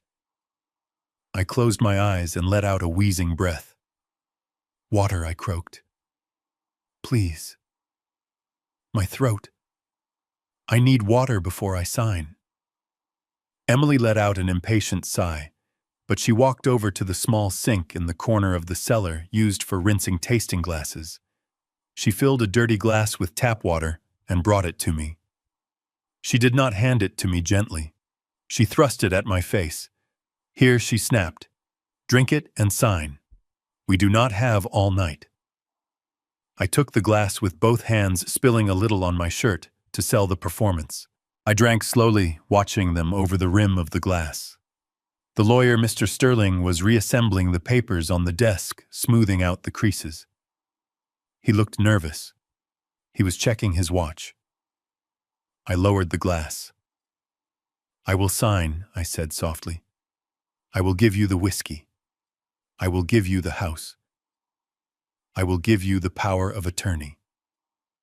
Brian clapped his hands together, a sharp sound that echoed off the stone walls. "Finally. Thank God you came to your senses." But I continued, raising a shaking finger. "I have one condition, one question. I am your father. I changed your diapers. I paid for your colleges. I carried you on my shoulders. If I am going to sign away my life and Catherine's legacy, I deserve to know the truth. Not the lies about my health. not the lies about protecting me. Why do you need this money so badly? Why today? Why is it life or death? Brian looked at the lawyer. The lawyer shook his head slightly, warning him to be quiet. But Brian was high on adrenaline and the proximity of $30 million. He felt invincible. He looked at me with a mixture of pity and contempt. You want to know? Dad, Brian said, stepping closer, leaning down so his face was inches from mine. You want the truth? Fine. I owe people. Not the bank. Not credit card companies. I owe private investors from Vegas. Bad people. How much, I asked. $5 million, Brian whispered. And I lost it all. Every cent. I thought crypto was going to bounce back, but it crashed. They gave me until Monday. Do you know what happens on Monday if I do not pay them? They do not send a collection agency. They send a cleaner. They are going to kill me, Dad. They are going to cut me into pieces. I felt a chill run through me. My son was not just a failure, he was involved with organized crime. And you, Emily, I asked, looking at my daughter. You do not gamble. Why are you here? Emily crossed her arms defensively. I am not like him, she said, pointing at Brian. My problem is temporary. I borrowed some money from the escrow accounts at the firm. The market was slow, and I needed to maintain appearances. The Porsche, the condo, the country club dues. I thought I could put it back before the audit. She bit her lip, looking away. The audit is on Tuesday. If I do not replace the $600,000 I took, I am going to prison. I will lose my license. I will be humiliated. So that is it, I said quietly. You are not here to save me. You are here to wash your crimes with my whiskey. You want to use this sanctuary to launder your dirty money. It is not laundering, Brian spat. It is survival. We sell the casks to Sterling's private buyer network in Hong Kong. Cash transaction. Untraceable. We pay off the debts, and we still have 20 million left over to live like kings. And you, well, you get to live in a nice facility where you do not have to worry about anything, Mr. Sterling cleared his throat. I think that is enough sharing. The documents, Mr. Reynolds. Sign here, here, and here. He pushed the papers forward. The durable power of attorney. The transfer of deed. The irrevocable trust agreement. I looked at the papers. They were death warrants for my freedom, but they were also the evidence I needed. Brian and Emily had just confessed to extortion, embezzlement, and conspiracy to launder money, and they had done it in front of a witness. But they thought the witness Angus was deaf and mute. They thought I was helpless. They did not know that the pen in my pocket was not just a pen. It was the same high-fidelity recording device I had used to catch my foreman stealing copper wire 10 years ago. I reached into my pocket and pulled out the pen. It was a heavy silver Mont Blanc Catherine had given me for our 25th anniversary. I clicked the top subtly, ensuring the recording light was masked by my thumb. I leaned forward over the desk. My hand hovered over the signature line. Brian was breathing heavily behind me. I could smell his sweat. It smelled of fear and greed.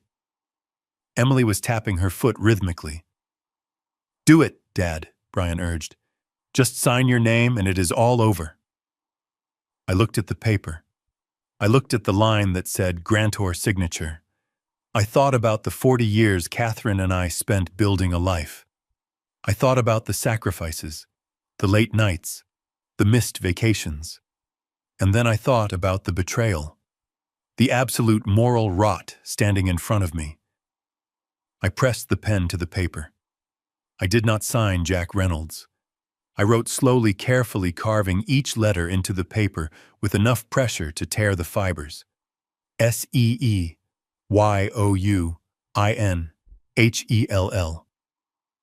I lifted the pen. I looked at the words. See you in hell. I stood up. The act was over. The shaking stopped. The weakness vanished.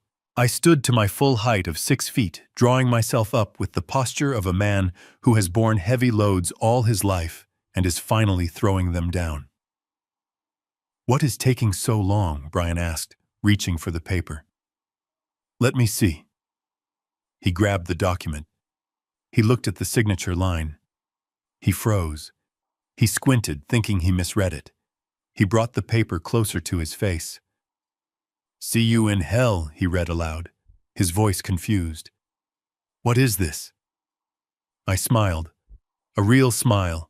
A cold, dangerous smile. "It is a message, Brian," I said, my voice strong and steady, echoing off the casks. "And it is the only thing you are ever going to get from me." Brian looked up, his face twisting into ugly rage. "You think this is funny, old man. You think this is a game." He crumpled the paper and threw it at me. "Angus," he shouted at the giant in the shadows. "Grab him. Make him sign. Break his fingers if you have to." But Angus did not move to grab me. Instead, he reached into his jacket and pulled out something that made the blood drain from Brian's face. It was not a weapon. It was a badge. A police badge. And then the lights in the cellar flickered and went out, leaving us in total darkness. Tell me in the comments if you saw that coming. Hit like if you are cheering for Jack right now, because the tables are about to turn so fast it will make your head spin. The darkness that fell over the cellar was absolute. It was the kind of heavy, suffocating blackness that you only find underground, buried beneath tons of rock and soil. For a moment, the only sound was the hum of the ventilation system and the frantic, ragged breathing of my son. The police badge in Angus' hand had been the last thing Brian saw before the lights cut out, and the image must have burned into his retinas like a ghost. Then the chaos started. I heard Brian scream a primal sound of frustration and rage. I heard his heavy boots stomping on the concrete floor, rushing towards where I was sitting. He was blind, but he knew where I was. He was coming to finish what he started. He was coming to wrap his hands around my throat before the law could touch him. I sat perfectly still, gripping the arms of the wooden chair. I did not run. I did not flinch, because I knew something Brian did not. I knew that Angus was not just a caretaker. He was a retired sergeant from the Glasgow police force, and he was standing directly between me and my son. There was a sickening thud of flesh hitting muscle, followed by the sound of air leaving lungs in a violent whoosh. Brian had run full speed into the immovable wall that was Angus. I heard a body hit the floor hard. "Get off me!" Brian shrieked, his voice cracking with panic. "Get off me, you freak!" Then the lights came back on, but they were not the warm yellow fluorescent lights from before.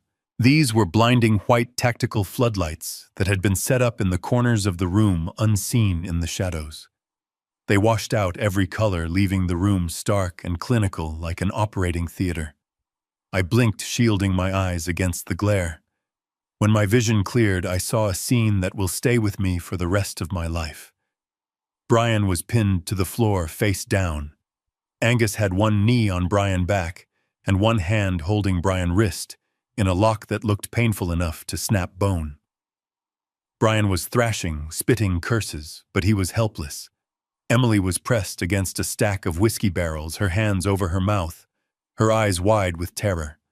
She looked like a child who had been caught stealing from the cookie jar. Only the jar was worth $30 million, and the punishment was prison. The lawyer, Mr. Sterling, had dropped his briefcase. He was standing with his hands raised in the air, trembling. He knew the game was over. He knew that whatever immunity he thought he had as an American attorney did not apply when he was an accomplice to extortion on foreign soil. And then the heavy steel doors at the top of the stairs banged open. Footsteps marched down the stone spiral, rhythmic and disciplined. Hamish McAllister walked into the cellar. He was not wearing his trench coat anymore. He was wearing a sharp gray suit, and he walked with the authority of a man who owns the room. Behind him were 4 uniformed officers from Police Scotland, their yellow high-visibility jackets stark against the gray stone. McAllister walked past the lawyer without even looking at him. He walked past Emily, who shrank away from him. He walked straight to the desk where I was sitting. He looked at the crumpled paper on the floor, the one that said, "See you in hell." He picked it up, smoothed it out, and placed it gently on the desk. Then he turned to face the room. "Gentleman," McAllister said, his voice calm and resonant, "and Ms. Reynolds, I believe this concludes the negotiation phase of the evening." Brian groaned from the floor, trying to lift his head. "You set us up," he spat, blood dripping from his lip where he had hit the floor. "This is entrapment. You cannot do this. I want my lawyer." McAllister smiled. It was a cold smile, a shark smile. "You have a lawyer, Mr. Reynolds. He is standing right there with his hands in the air. And judging by the sweat on his forehead, I do not think he is going to be much help to you right now." But Brian was not done. He was desperate. He started shouting, lying through his teeth. "They attacked me. My father is senile. He attacked me, and this man assaulted me. I am the victim here. We were just having a family discussion about finances." McAllister reached into his pocket and pulled out a small black remote control. He pointed it at a speaker system mounted on the wall above the barrels. "A family discussion," McAllister repeated. "Is that what you call it? Let us review the minutes of the meeting, shall we?" He pressed the button. The sound that filled the room was crystal clear. It was the high-fidelity audio from the Mont Blanc pen in my pocket, transmitted in real time to McAllister receiver upstairs. My own voice came out of the speakers, weak and trembling. "Why do you need this money so badly? Why today?" Then Brian's voice. Loud, arrogant, undeniable. "I owe private investors from Vegas. Bad people. $5 million. They are going to kill me, Dad. They are going to cut me into pieces." Brian stopped struggling on the floor. He went completely still. The recording continued. Emily's voice rang out sharp and cold. "If I do not replace the $600,000 I took, I am going to prison." And then the final nail in the coffin. Brian's voice again, filled with malice. "If you do not sign, I am going to leave you here. I will let you rot in the cold." McAllister pressed the button again, and the silence that followed was deafening. The echo of their own confession hung in the air, heavy and damning. There was no way to spin it. There was no context to argue. They had threatened to kill their father and confessed to multiple felonies on tape. McAllister looked down at Brian. Extortion. Conspiracy to defraud. Elder abuse. And uttering threats to kill. "In Scotland, we take these things very seriously, Mr. Reynolds." He nodded to the police officers. Two of the officers stepped forward. They were big men, grim-faced and professional. They hauled Brian up from the floor. He tried to pull away, but they slammed him against the nearest whiskey barrel. "Brian Reynolds," one officer said, his Scottish accent thick and authoritative. "I am arresting you for extortion and assault. You do not have to say anything, but it may harm your defense if you do not mention when questioned something which you later rely on in court." The sound of the handcuffs ratcheting shut was the sweetest sound I had ever heard. Click. Click. Click. It was the sound of my freedom. It was the sound of the cord finally being cut. Brian looked at me. His eyes were wild. "Dad, tell them. Tell them it was a joke. You cannot let them take me. They will put me in general population. I will not survive. Dad, please." I looked at him. I looked at the boy I had raised, the boy I had protected from every consequence his entire life. I had paid his parking tickets. I had paid his rent. I had paid his bail when he got into a bar fight in college. I had shielded him from the world, and in doing so, I had created a monster who thought he could eat me alive. I stood up slowly. My legs felt strong. I walked over to where he was standing, pinned against the barrel. I looked him in the eye. "I am not your victim anymore, Brian," I said quietly, "and I am not your savior. You are a grown man. You made your bet. Now you have to pay it. I turned away from him. Take him away, I said to the officers. Brian started screaming as they dragged him towards the stairs. He screamed curses. He screamed please. He screamed for his mother. But I did not look back. Then the officers turned to Emily. She was shaking her head, backing away until she hit the wall. No, she whimpered. No, I did not threaten him.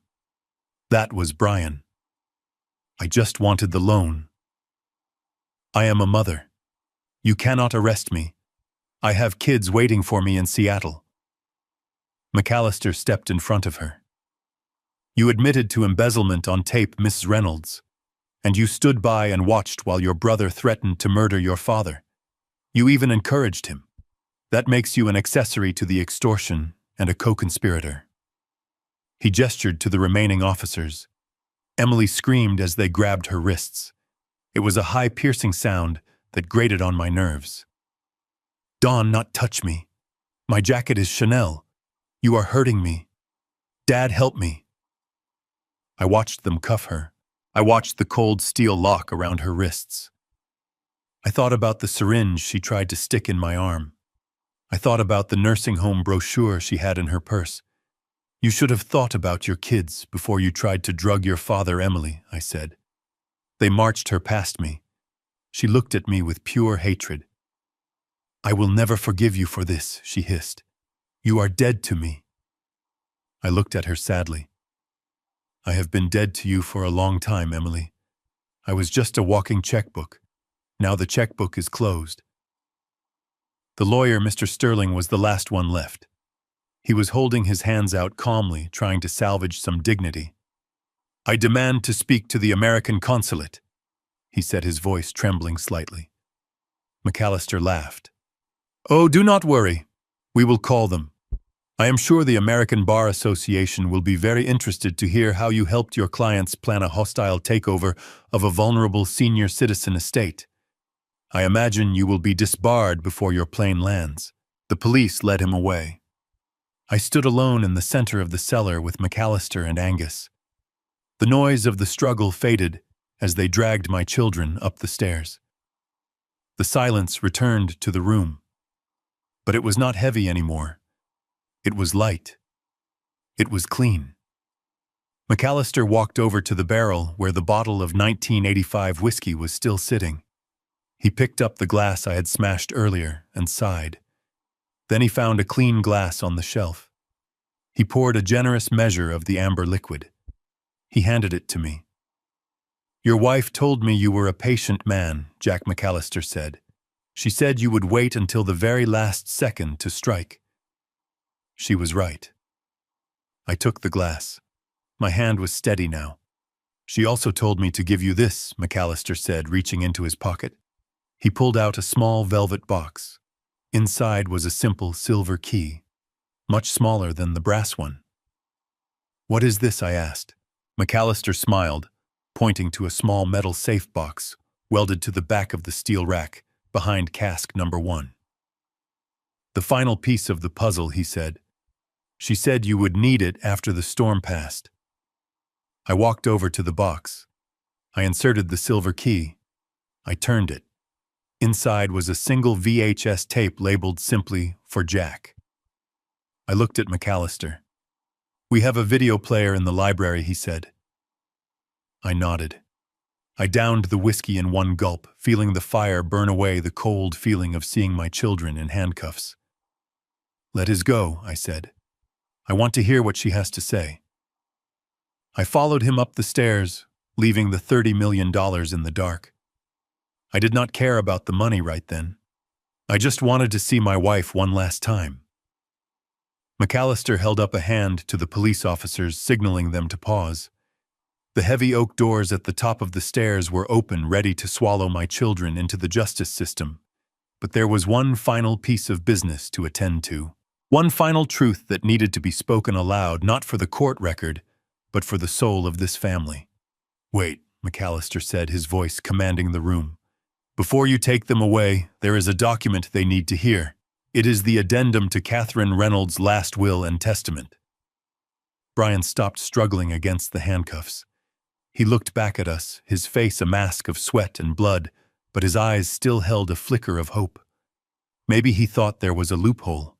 Maybe he thought his mother had left him a safety net, despite everything. Emily stopped crying, sniffing loudly, and looking at the lawyer with wide, desperate eyes. McAllister opened a leather folder he had been carrying. He put on his reading glasses. The silence in the cellar was heavy, broken only by the hum of the ventilation system keeping the $30 million fortune cool. Clause 42. McAllister read his tone formal and grave. Also known as the bet. He looked up at Brian and Emily over the rim of his glasses. "Your mother wrote this 20 years ago," he said. "She updated it every year on her birthday. She knew you better than you knew yourselves." He looked back at the paper and began to read. "If at the time of my death my husband Jack Reynolds has survived 40 years of marriage with me, he wins the wager. However, the distribution of the Altmore assets depends entirely on the conduct of our children." Brian leaned forward, straining against the officer grip. "What does it say?" Brian demanded. McAllister continued reading, ignoring the interruption. Scenario A. If Brian and Emily treat their father with love, respect, and dignity during his time of grief, the assets shall be divided equally into 3 shares. 1 for Jack, 1 for Brian, 1 for Emily. I heard Emily let out a sharp, strangled gasp. She slumped against the wall, her knees giving way. $10 million. She had thrown away $10 million because she could not wait a week. She could not pretend to be a decent human being for just a few days. McAllister raised his voice slightly, ensuring every word landed like a hammer blow. Scenario B. If Brian and Emily attempt to coerce, manipulate, threaten, or harm their father in any way to gain access to these assets, their inheritance is immediately and irrevocably revoked. Brian's face went white. "No," he whispered. "That is not legal. You cannot just cut us out." "I am not finished," McAllister said sharply. Scenario C. If Jack Reynolds is harmed physically, or if he is declared mentally incompetent under false pretenses initiated by his children, the entire stock of Altmore 1985 whiskey is to be uncorked and poured into the River Spey. Not a single drop shall be sold. The room went dead silent. Even the police officers looked shocked. It was the ultimate scorched earth policy. Catherine had been willing to destroy a fortune rather than let it fund her children's greed. Brian stared at the lawyer, his mouth hanging open. "She was crazy," he stammered. "She would not do that. She loved us." McAllister closed the folder with a snap. "She loved the children she raised," he said. "Not the predators you became. She protected Jack from you, and tonight you proved her right." Brian's face twisted. The shock turned back into rage. He lunged forward again, fighting the cuffs, the veins in his neck bulging. "You cannot do this to me," he screamed, his voice echoing off the stone vault. "Dad, look at me. I am your son. I am your only son. You cannot let them take me to prison. You cannot keep all this money. It is blood money." He was crying now, ugly, desperate tears mixed with snot and blood. "Dad, please. I made a mistake. I was desperate. Do not let them ruin my life. I am your boy. Remember fishing at the lake. Remember my graduation. I am your boy." I stood there feeling a pain in my chest that was sharper than any heart attack. I looked at the man screaming in front of me. I tried to see the little boy with the scraped knee. I tried to see the teenager who wanted to be an astronaut. But all I could see was the man who had threatened to leave me to rot in the cold. All I could see was the stranger who had looked at me as a paycheck. I walked slowly towards him until I was just out of reach. I looked him deep in the eyes, searching for any trace of the son I once knew. But there was nothing there. Just greed. Just fear. Just a hollow shell. "I do not have a son," I said, my voice low and trembling with the weight of the truth. Brian stopped screaming. He stared at me. "I had a son once," I continued, tears finally spilling over my cheeks. "He was kind. He was funny. but he died a long time ago. I do not know who you are, but I know what you are. You are a man who tried to sell his own father into a mental institution. You are a man who threatened to kill me for a barrel of alcohol. I stepped back, turning my back on him. Get them out of here, I whispered.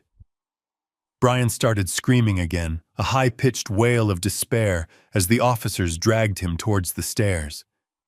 You will rot in hell, old man. I hate you. I hope you die alone. Emily did not scream. She just wept softly, her head hanging low as she was led away. She did not look at me. The shame was finally real. I stood there listening to their footsteps fade up the spiral staircase. I listened to the heavy steel doors slam shut. I listened to the sound of the locking mechanism engaging, sealing the world out. And then silence. Absolute, crushing silence. I looked at McAllister. He was busy packing his papers, giving me a moment of privacy. Angus had melted back into the shadows. I was alone with $30 million. I was the winner of the bet. I was rich beyond my wildest dreams. And I had never felt more destitute in my life. My legs finally gave out. I sank onto the floor, right there on the cold concrete. I leaned my back against a cask of 1985 whiskey, and I buried my face in my hands. I did not cry because I was scared. I did not cry because I was relieved. I cried because I had failed. A father's job is to raise good men, to raise strong women, to put good people into the world. I had built skyscrapers that withstood earthquakes. I had built bridges that carried thousands of people. But the most important structure of my life, my family, had collapsed. I sobbed, my body shaking with the force of it. I cried for Brian. I cried for Emily. I cried for the little kids they used to be and the monsters they had become. And mostly, I cried for Catherine because she had seen this coming 40 years ago and I had been too blind to see it until it was too late. I sat there for a long time, letting the grief wash over me. The money did not matter.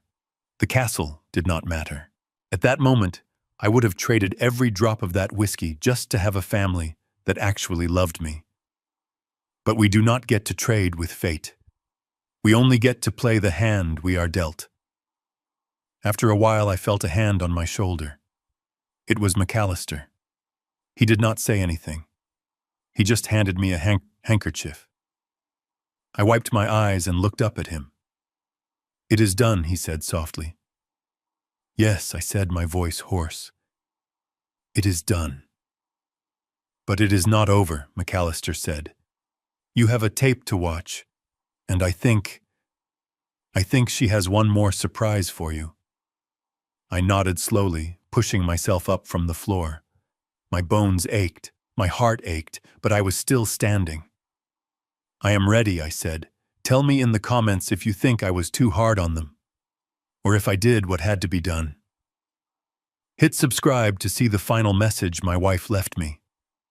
It changes everything. The silence that followed the departure of the police was heavy, but it was the clean heaviness of a storm that has finally passed. The air in the cellar no longer smelled of fear and sweat. It smelled only of the damp stone and the sweet, slumbering spirit of the whiskey. McAllister did not rush me.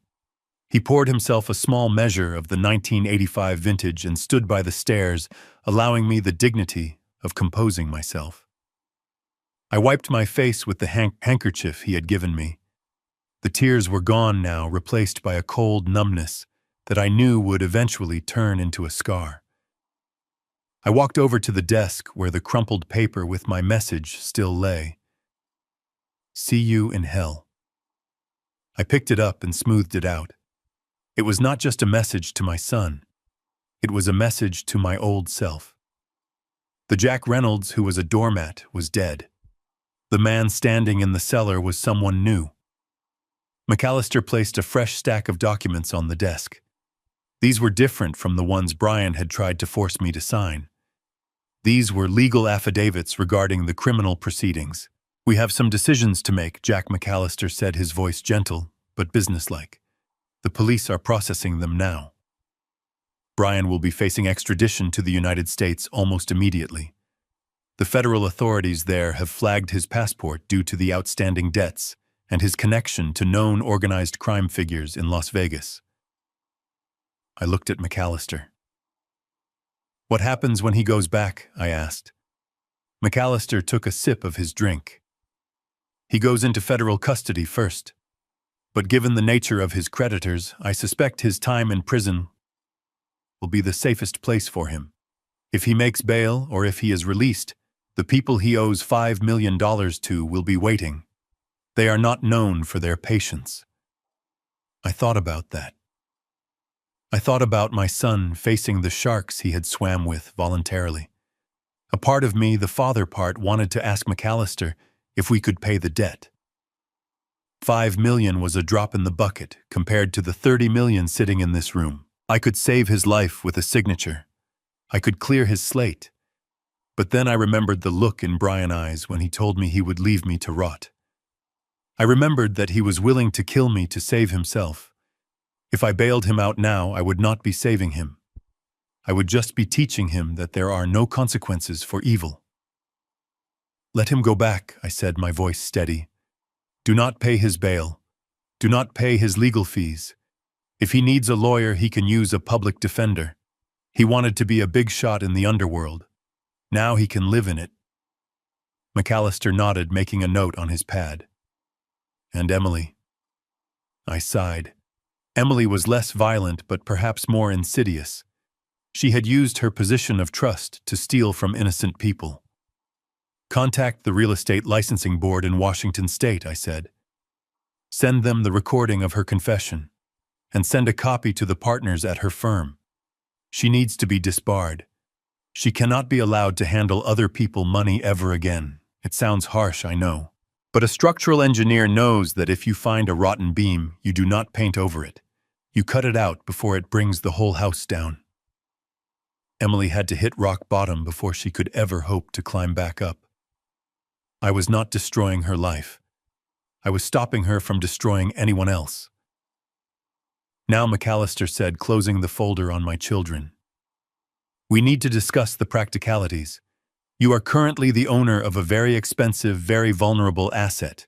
We need security, we need staff, and we need cash flow immediately to pay for it all."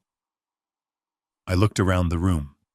I had $30 million in potential wealth, but I had less than $2,000 in my checking account. I was asset-rich and cash-poor. "Sell the first 10 casks," I said. McAllister raised an eyebrow. "Already?" I nodded.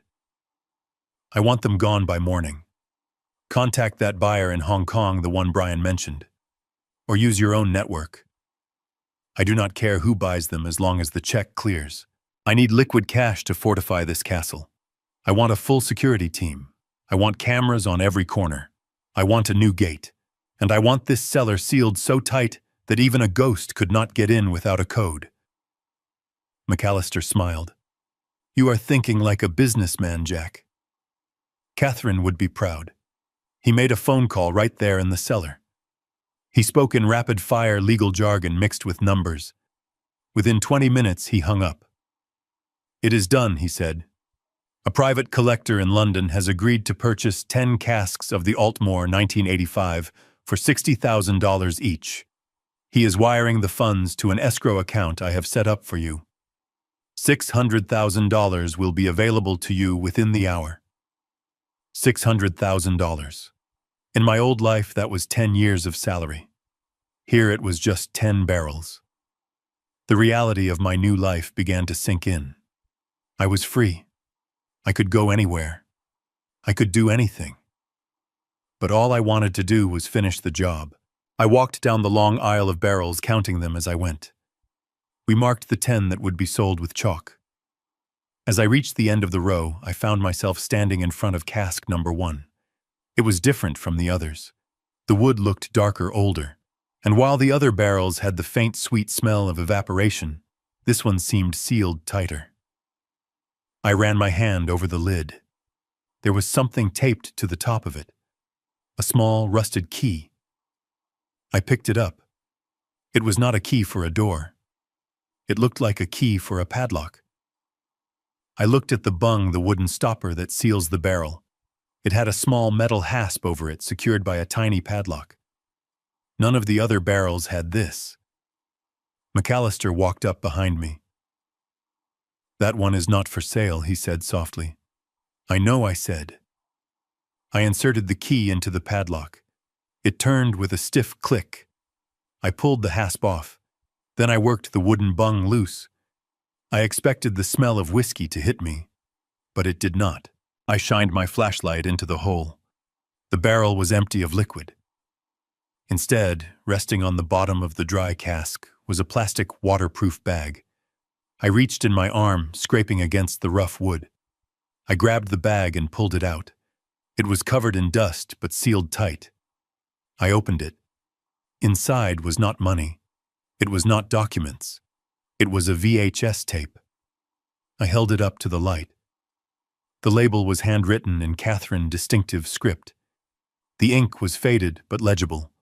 For Jack. "Watch me when you win." I felt a lump form in my throat. A VHS tape. It made perfect sense. In 1985, this was the cutting edge of technology. She had recorded this 40 years ago. She had placed it in this barrel, sealed it up, and waited. She had waited a lifetime for me to find it.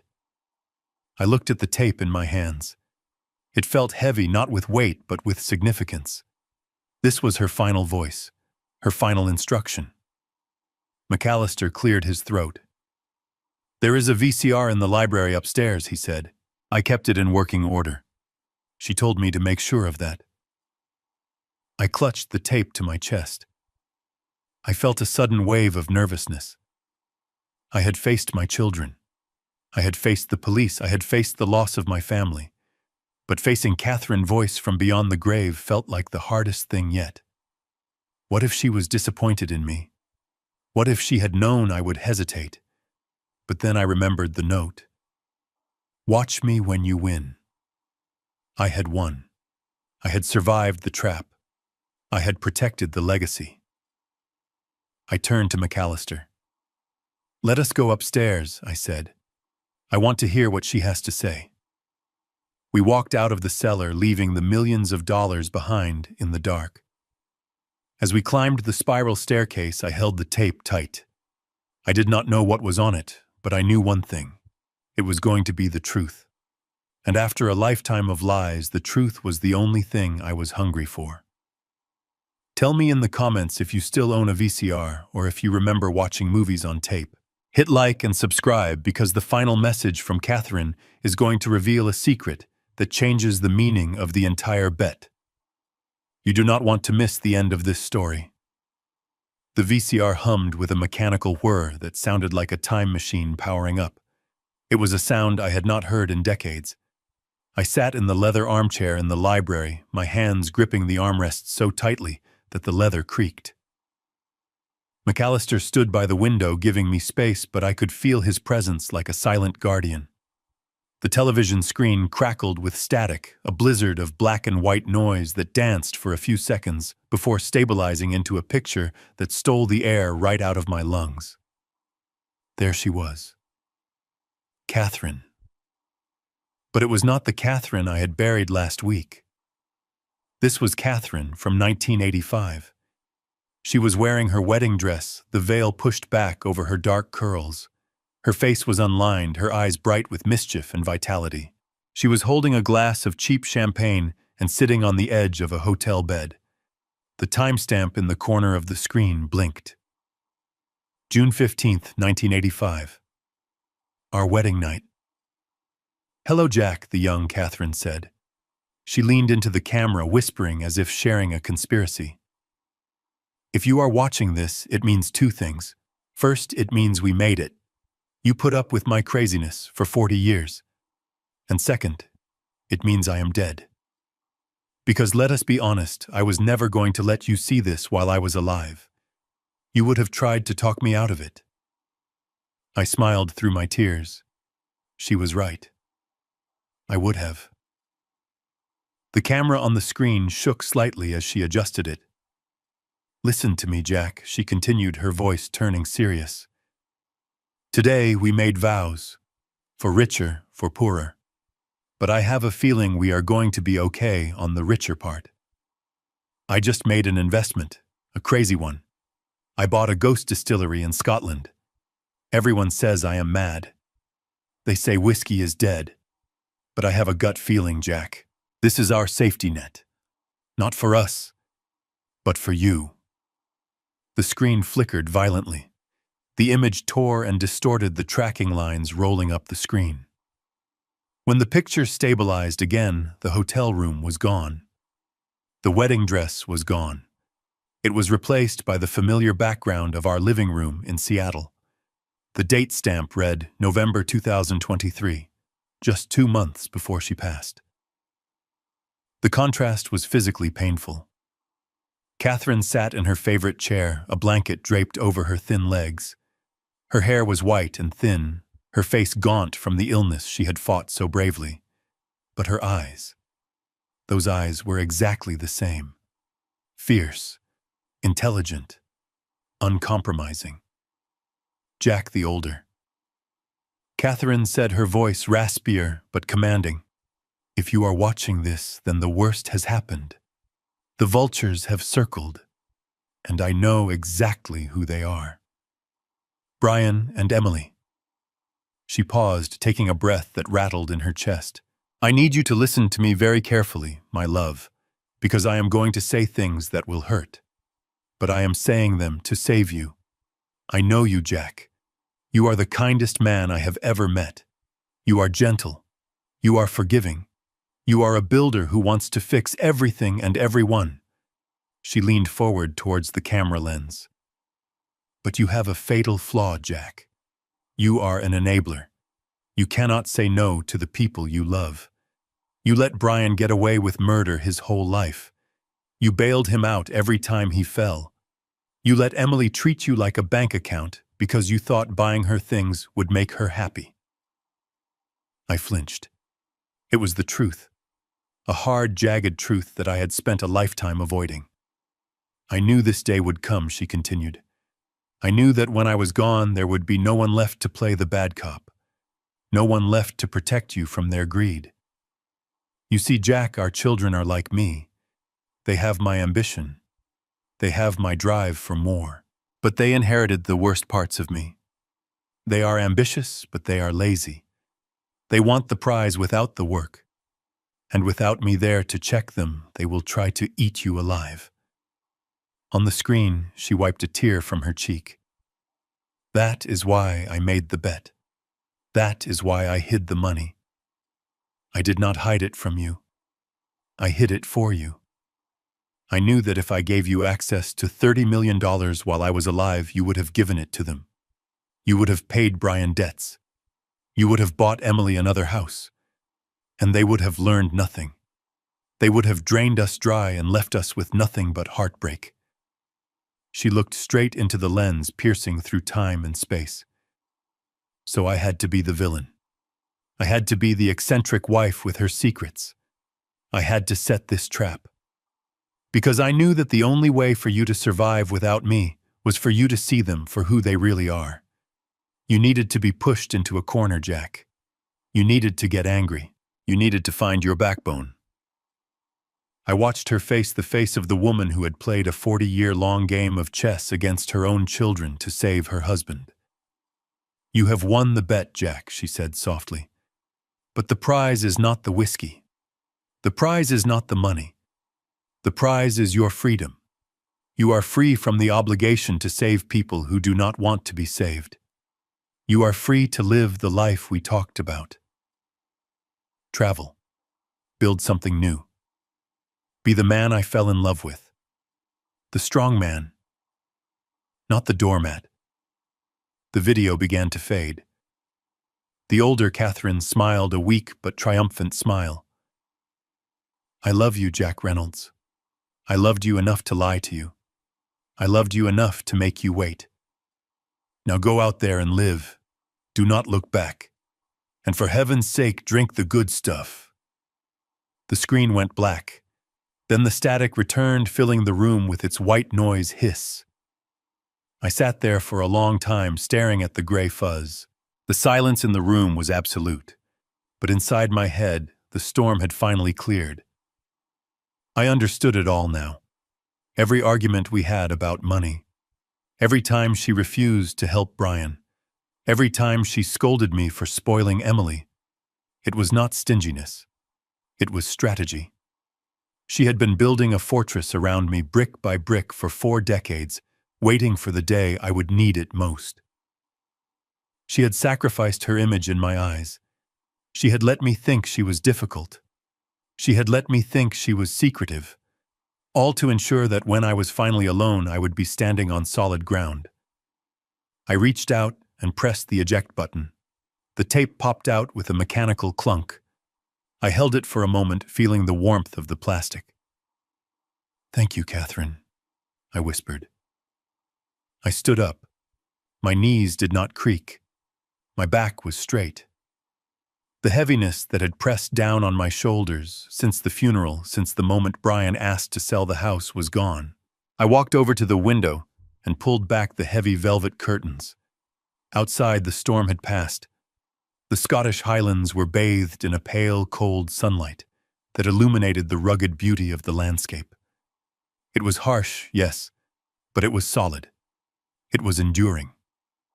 I looked at my reflection in the glass.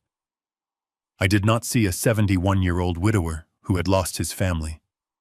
I saw a man who had survived a siege. I saw a man who was worth $30 million.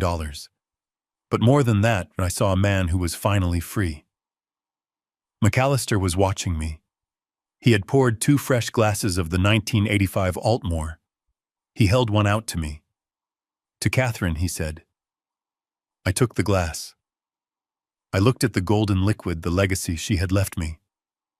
"To Catherine," I said, my voice strong and clear. "And to the future." I drank. It tasted like fire and honey. It tasted like life. I turned away from the window. "McAllister," I said, setting the glass down. "Call the contractors. Call the security firm. And call a real estate agent. I want to buy the land surrounding this manor. All of it.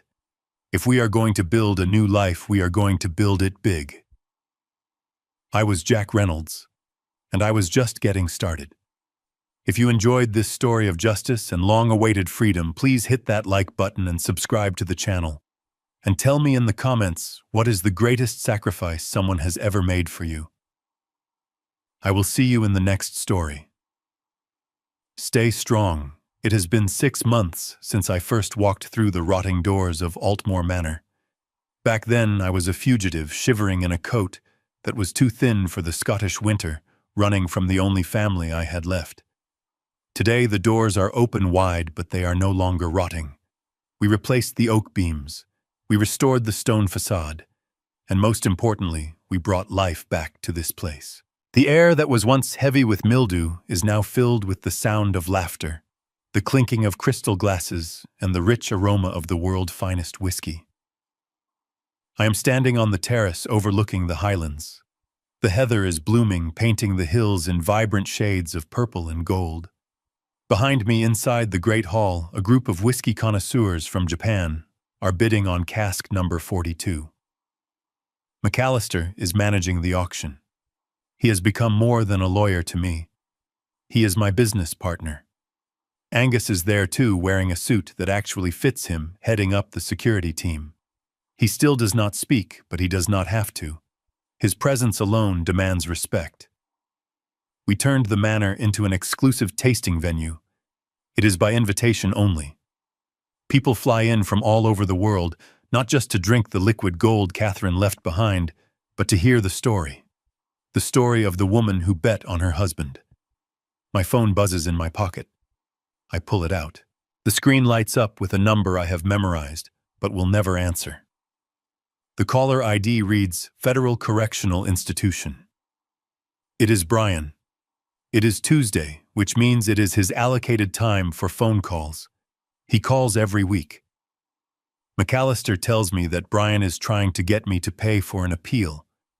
He claims he has changed. He claims he has found religion. He claims he is sorry. I look at the phone. My thumb hovers over the decline button. 6 months ago, my hand would have shaken. I would have felt guilty. I would have wondered if I was being a bad father. But today, my hand is steady as a rock. I am not punishing him. I am simply refusing to participate in his destruction any longer. I am refusing to be the safety net that catches him when he jumps off a cliff.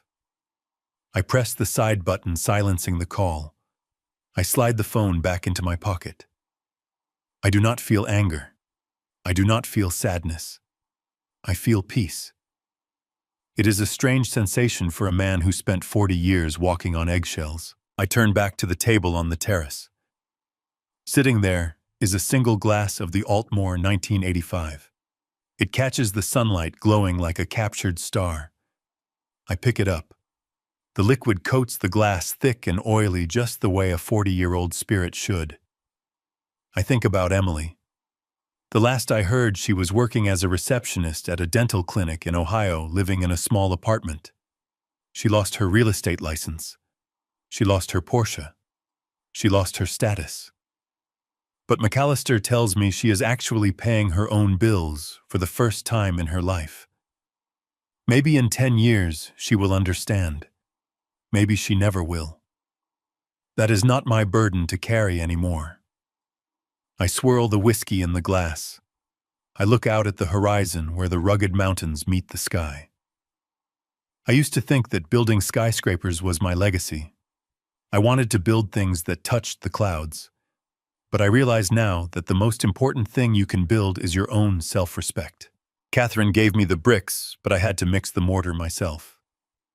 I take a sip. The flavor explodes on my tongue. Honey, smoke, dried apricots, and a finish that lasts forever. It is the taste of patience. It is the taste of a victory that was hard won. I realize now that family is a word we use too loosely. We think it means biology. We think it means DNA shared across generations. But I have learned the truth. Family is not the blood that runs through your veins. Family are the people who stand by you when the walls are crumbling.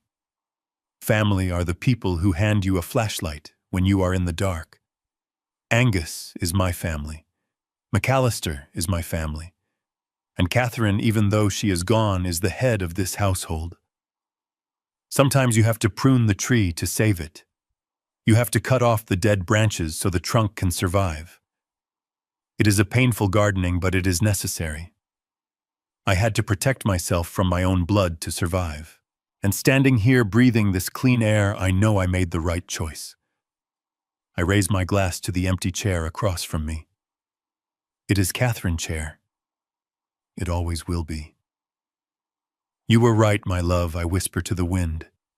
The view from here is spectacular. I finish the drink and set the glass down. The auction inside is ending. I hear applause. Another cask sold. Another $1 million for the foundation. I started to help victims of financial abuse. I straighten my jacket. I have guests to greet. I have a business to run. And I have a life to live. A life that finally belongs to me. My name is Jack Reynolds. I am 71 years old. And for the first time in my life, I am exactly where I am supposed to be. The lesson. This story is a harsh reminder that unconditional love does not mean unconditional tolerance. Many of us are taught that we must support our family no matter what, even when they abuse us, exploit us, or threaten our safety. But Jack's story teaches us that setting boundaries is an act of self-respect. Enabling a toxic person is not love. It is a form of participation in their bad behavior. True wealth is not the money in the bank, it is the freedom to wake up in the morning without fear. Never set yourself on fire to keep someone else warm. If this story resonated with you, please hit that like button and share it with someone who needs to hear it. Maybe you know a Jack who is still trapped. Help them find their key. And do not forget to subscribe to the channel for more stories about justice, resilience, and the human spirit. Leave a comment below and tell me what is the hardest boundary you have ever had to set with a family member. I read every single one. Until next time, stay safe and stay strong.